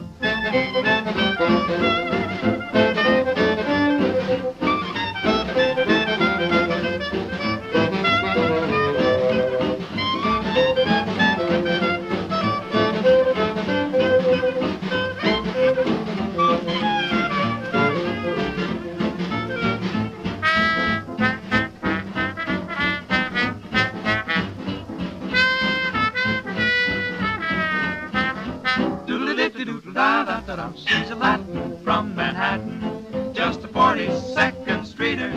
She's a Latin from Manhattan by the name of Susie, otherwise known as Sophie, otherwise known as Senorita Donahue.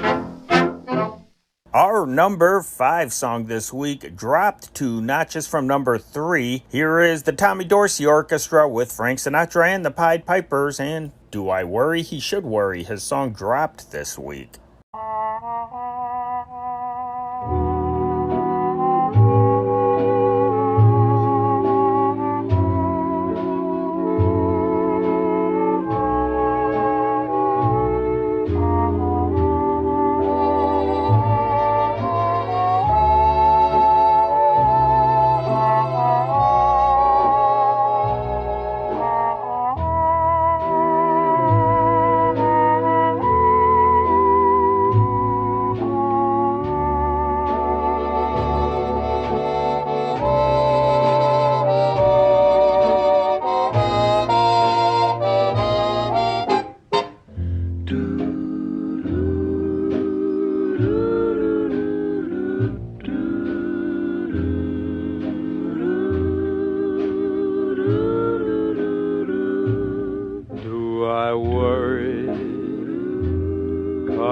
Stepping out, do I worry? 'Cause you've got me in doubt. Though your kisses aren't right, do I give a bag of beans? Do I stay home every night and read my magazines? Am I frantic 'cause we've lost the spark? Is there panic when it starts turning dark? And when evening shadows creep, do I lose any sleep over you? Do I worry? You can bet your life I do.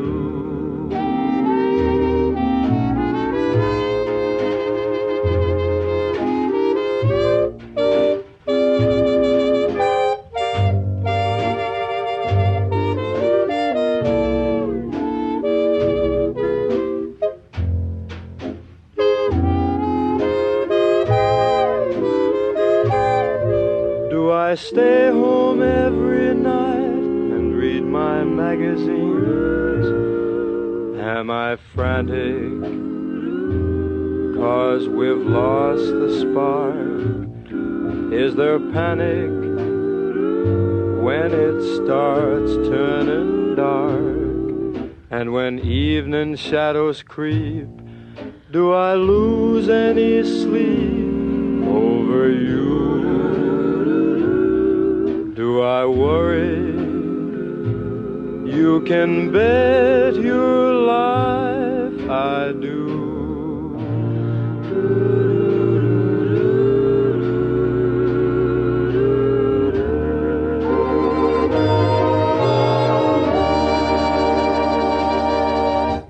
The biggest jump this week is by our number 4 song. It jumped from number 8 4 whole notches. It's by the Jimmy Dorsey Orchestra with vocals by Bob Eberly. Here's Maria Elena. Maria Elena, you're the answer to a prayer. Maria Elena, can't you see how much I care?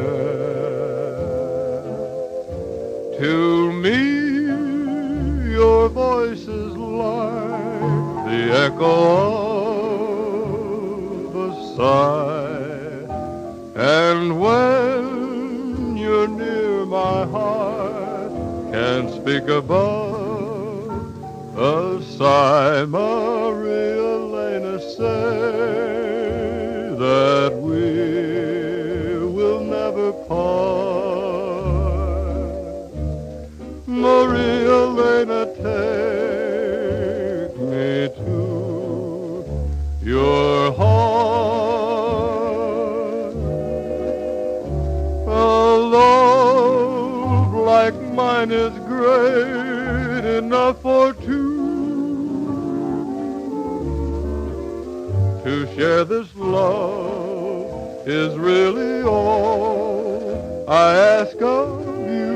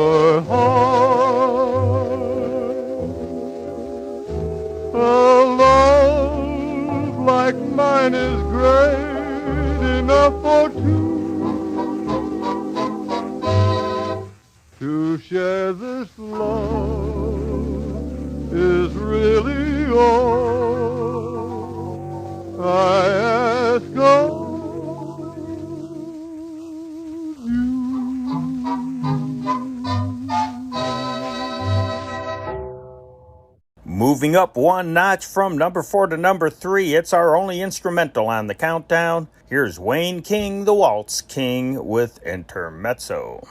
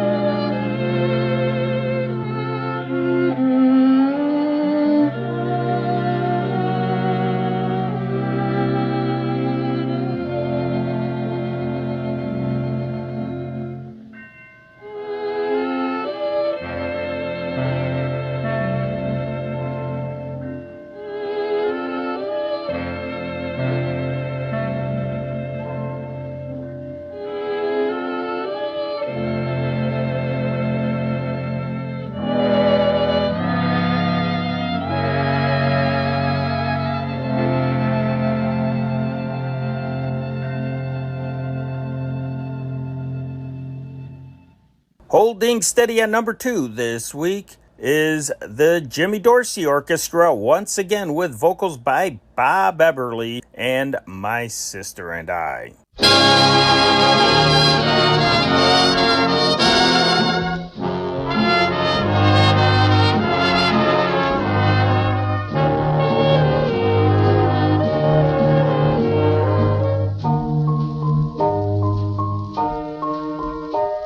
The warm and lovely world we knew has been struck by a bitter frost.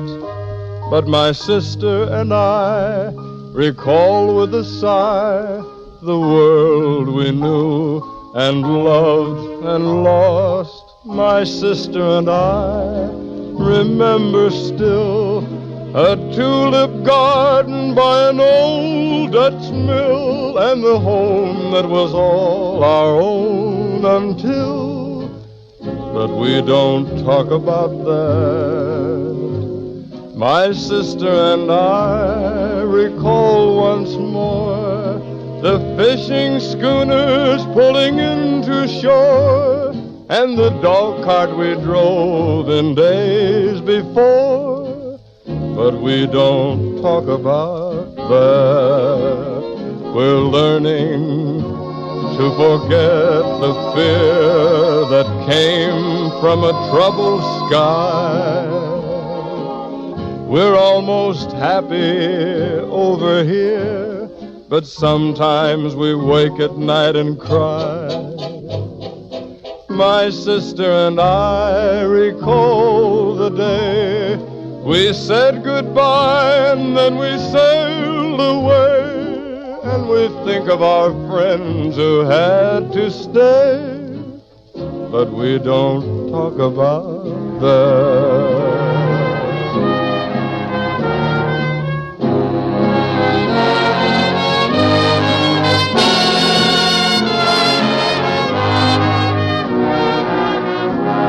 We're learning to forget the fear that came from a troubled sky. We're almost happy over here, but sometimes we wake at night and cry. my sister and I recall the day we said goodbye and then we sailed away, and we think of our friends who had to stay, but we don't talk about that.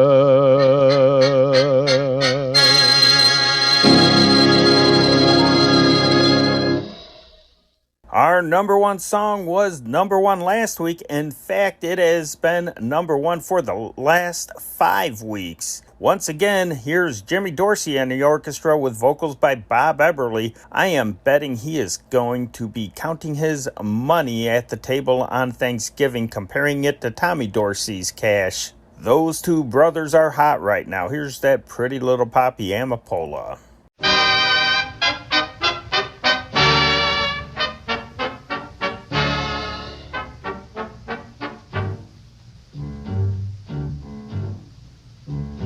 A boy found a dream upon a distant shore. A maid with a way of whispering, "Si, senor." Each night, while guitars would softly play, the tune seemed to dance round the words that he'd say. Amapola, my pretty little poppy, you're like that lovely flower, so sweet and heavenly. Since I found you, my heart is wrapped around you, and loving you it seems to be a rhapsody. Amapola, the pretty little poppy, must copy its endearing charms from you. Amapola, Amapola, how I long to hear you say, I love you.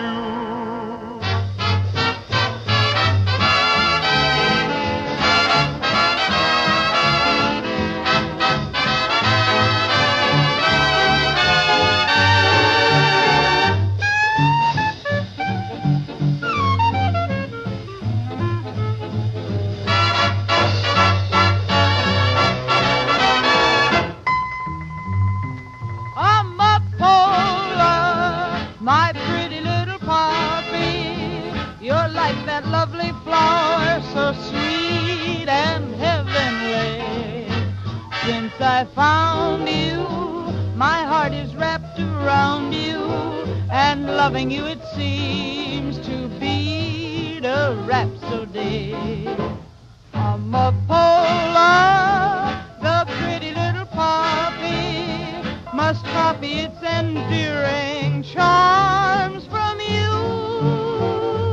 Amapola, Amapola, oh, I long to hear you say, I love you.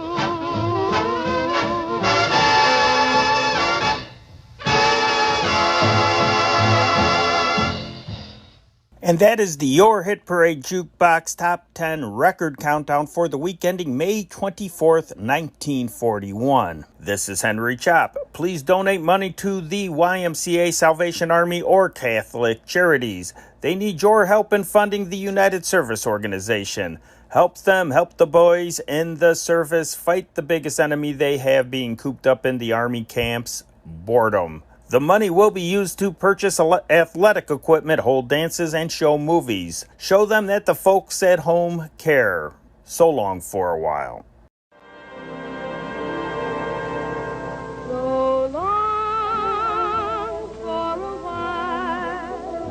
That's all the songs for a while. So long to your hit parade and the tunes that you pick to be played. So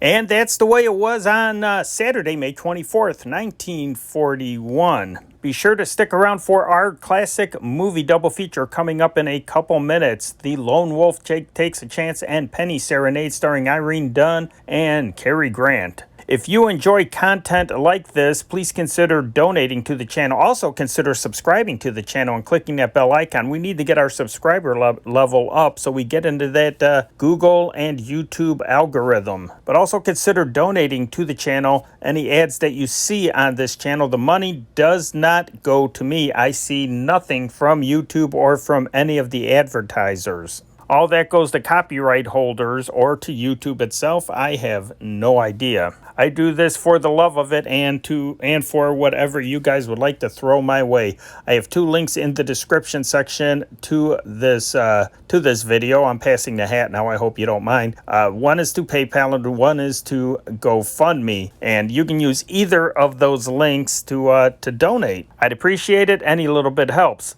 Tomorrow night, we will spotlight Sunday, May 25th, 1941, and we will be listening to The Little Man Inside, Episode 1 in that series. It might even be an audition program, I am not sure. And then we have the Jack Benny program, the Columbia Workshop and Lip Service, and the Philip Morris program, Great Scenes from Great Plays, and they do the film Dead End, a great version of the film. Well, as great as it could be in a half hour. So come back again tomorrow night for some great old-time radio entertainment.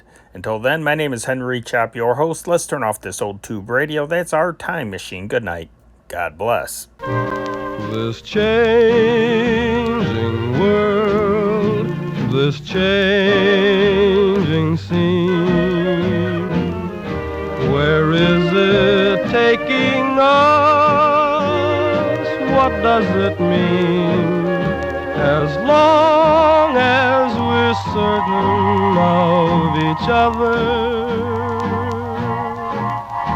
we know we don't have to be afraid. These changing times we rise above. We have no time for them. We have our love, and love is the only thing that still remains the same through all this changing world.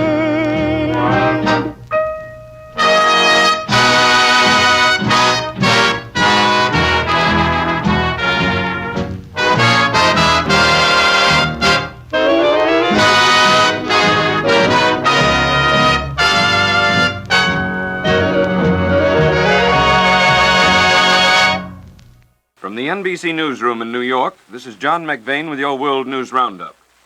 From Canada to the Gulf and the Atlantic to the Pacific have come a new crop of reports on mysterious flying saucers seen skimming through the air at great speed. John L. Lewis and important coal mine operators are expected to sign their new agreement today. Washington will tell us all about that. We also expect to hear from London and from Paris. Now your announcer, then I'll be back with your complete World News Roundup. The Joint Rent Action Committee, which claims to represent 66,000 tenants in New York State, reports that it is gaining strong support for the lifting of federal rent controls in this state. The committee has made a survey in 12 large cities to see how many favor the immediate enforcement of the stricter rent regulations, and the results show overwhelming approval of the idea. New Yorkers coming back to the city will run into thunder showers late this afternoon, according to the weatherman. That's the forecast. But the skies are expected to clear up by tomorrow. The temperature right now is 72 degrees, and the humidity is 81%. Now back to the NBC Newsroom and the World News Roundup.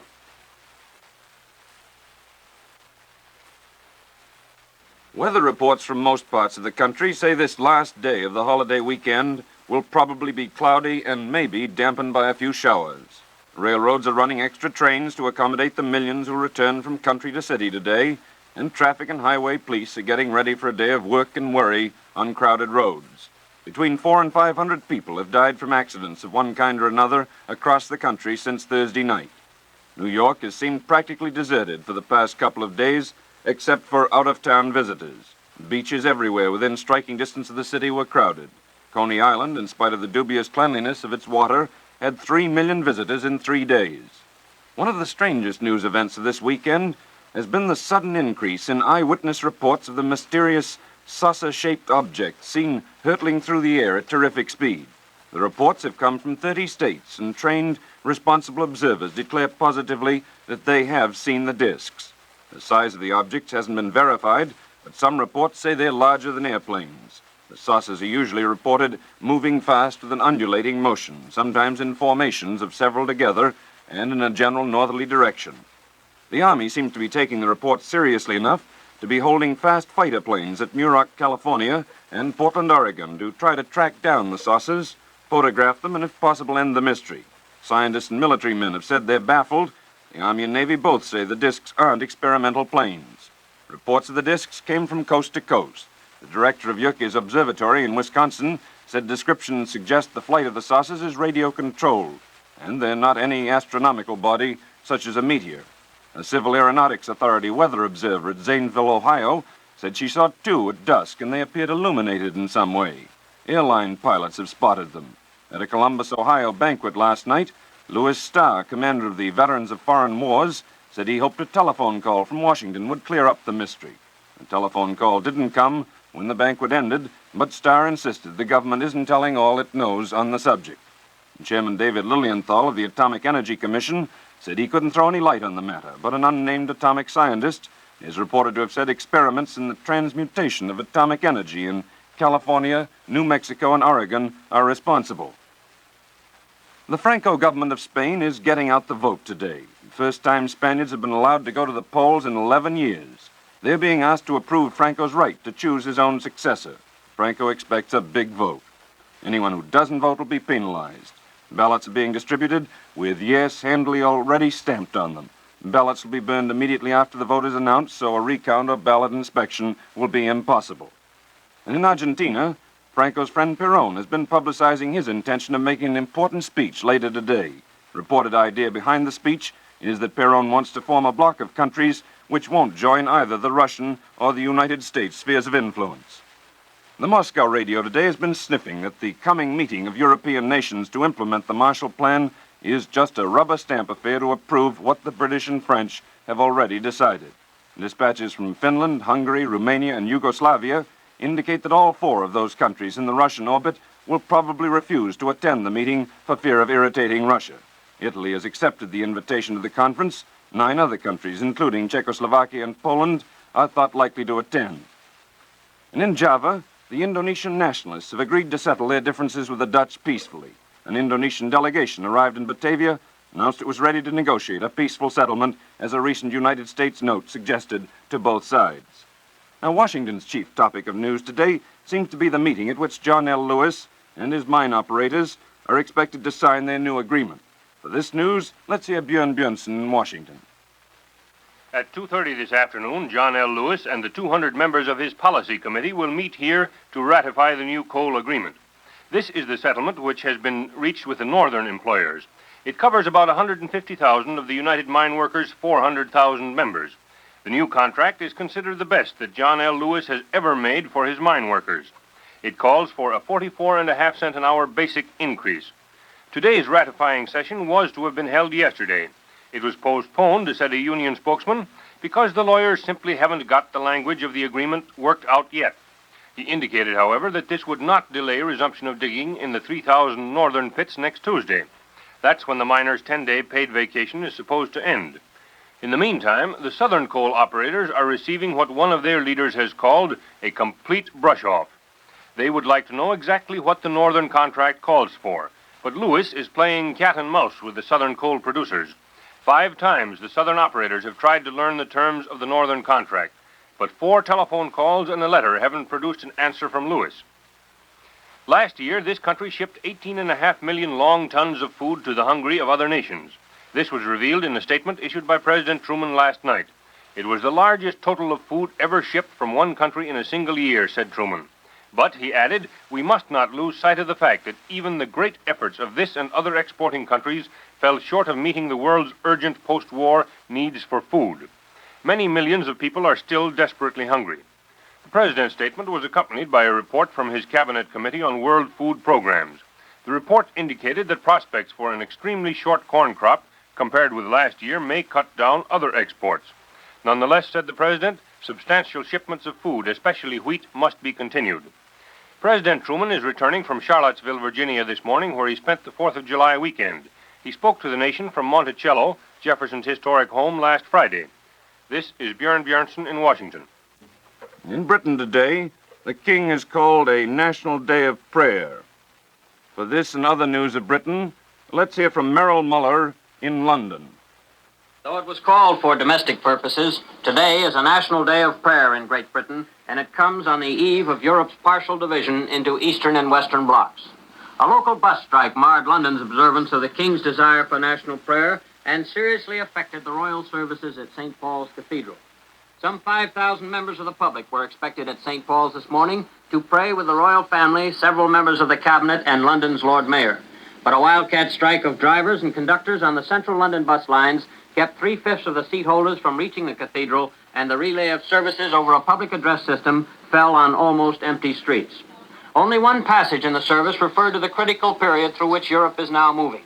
The passage that peoples of this land and other nations set aside unworthy and false ambitions and learn to live as God's children and as members one of another.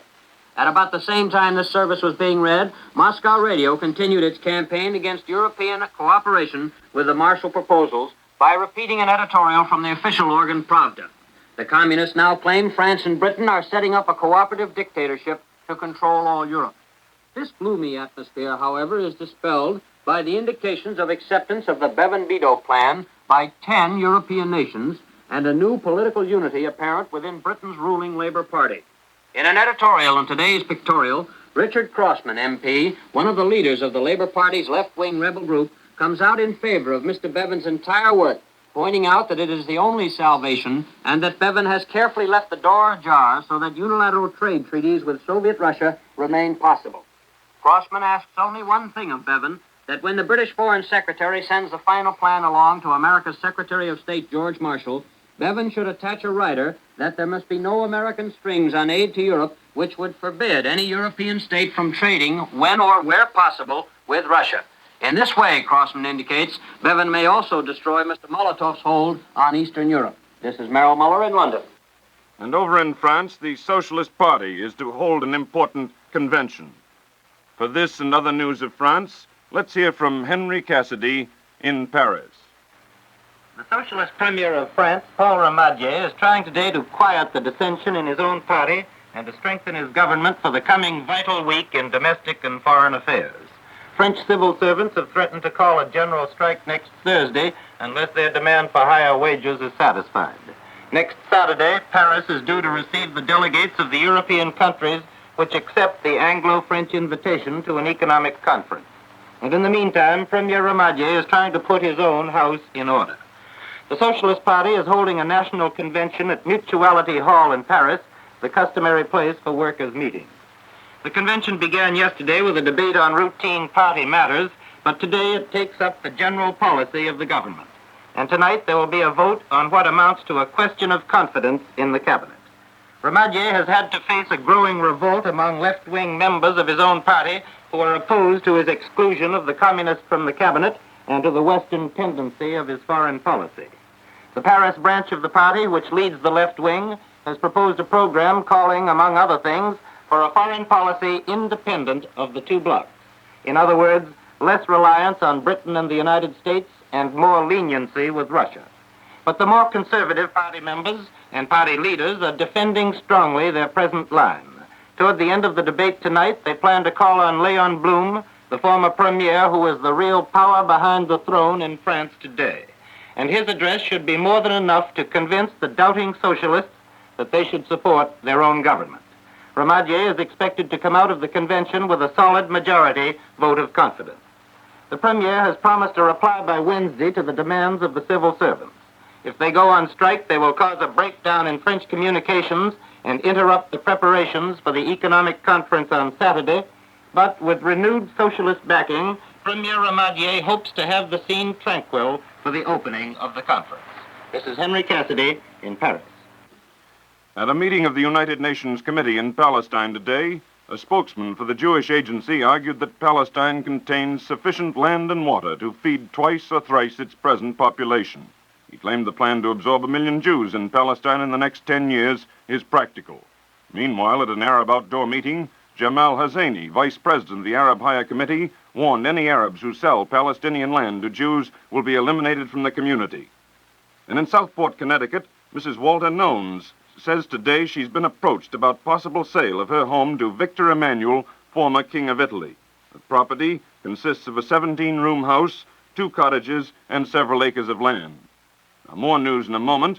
In the meantime, here is your announcer. Just because Jack Benny, Fred Allen, and the usual Sunday night NBC stars are off for the summer doesn't mean that it's still not great listening on WNBC. Listen to this lineup and see if you don't agree. At 7, hear the Jack Parr Show for comedy in the truest Sunday night tradition. At 7:30, it's Mystery on Rogues Gallery, starring Barry Sullivan. You won't want to miss Alec Templeton at 8. Dorothy Lamour has her own show at 8:30. It's called Front and Center, and guests tonight include Abbott and Costello. 2 old standbys, Manhattan Merry-Go-Round and American Album of Familiar Music, follow at 9 and 9:30. And at 10, it's Story for Tonight. The story, Irvin Cobb's Escape of Mr. Trim. Then, of course, Ben Grauer with the 11 p.m. News Roundup, followed by the story behind the headlines with Caesar Searchinger. That's the lineup. You won't want to miss it. Now, back to John McVane in the newsroom.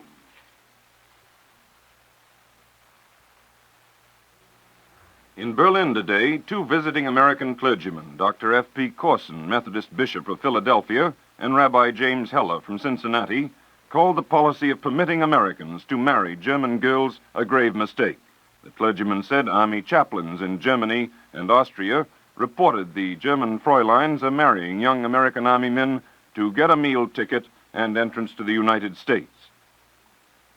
And in New Delhi, India, 13 beggars were fined $5 apiece today for gambling in the streets. They told the judge they didn't have that much money. So, as the judge considerately waited, the beggars took out their begging bowls and passed among the court spectators. In a few moments, they took in enough money to pay their fines in full. And that's the complete World News Roundup. This is John McVane saying goodbye from the NBC Newsroom in New York. This is NBC, the National Broadcasting Company.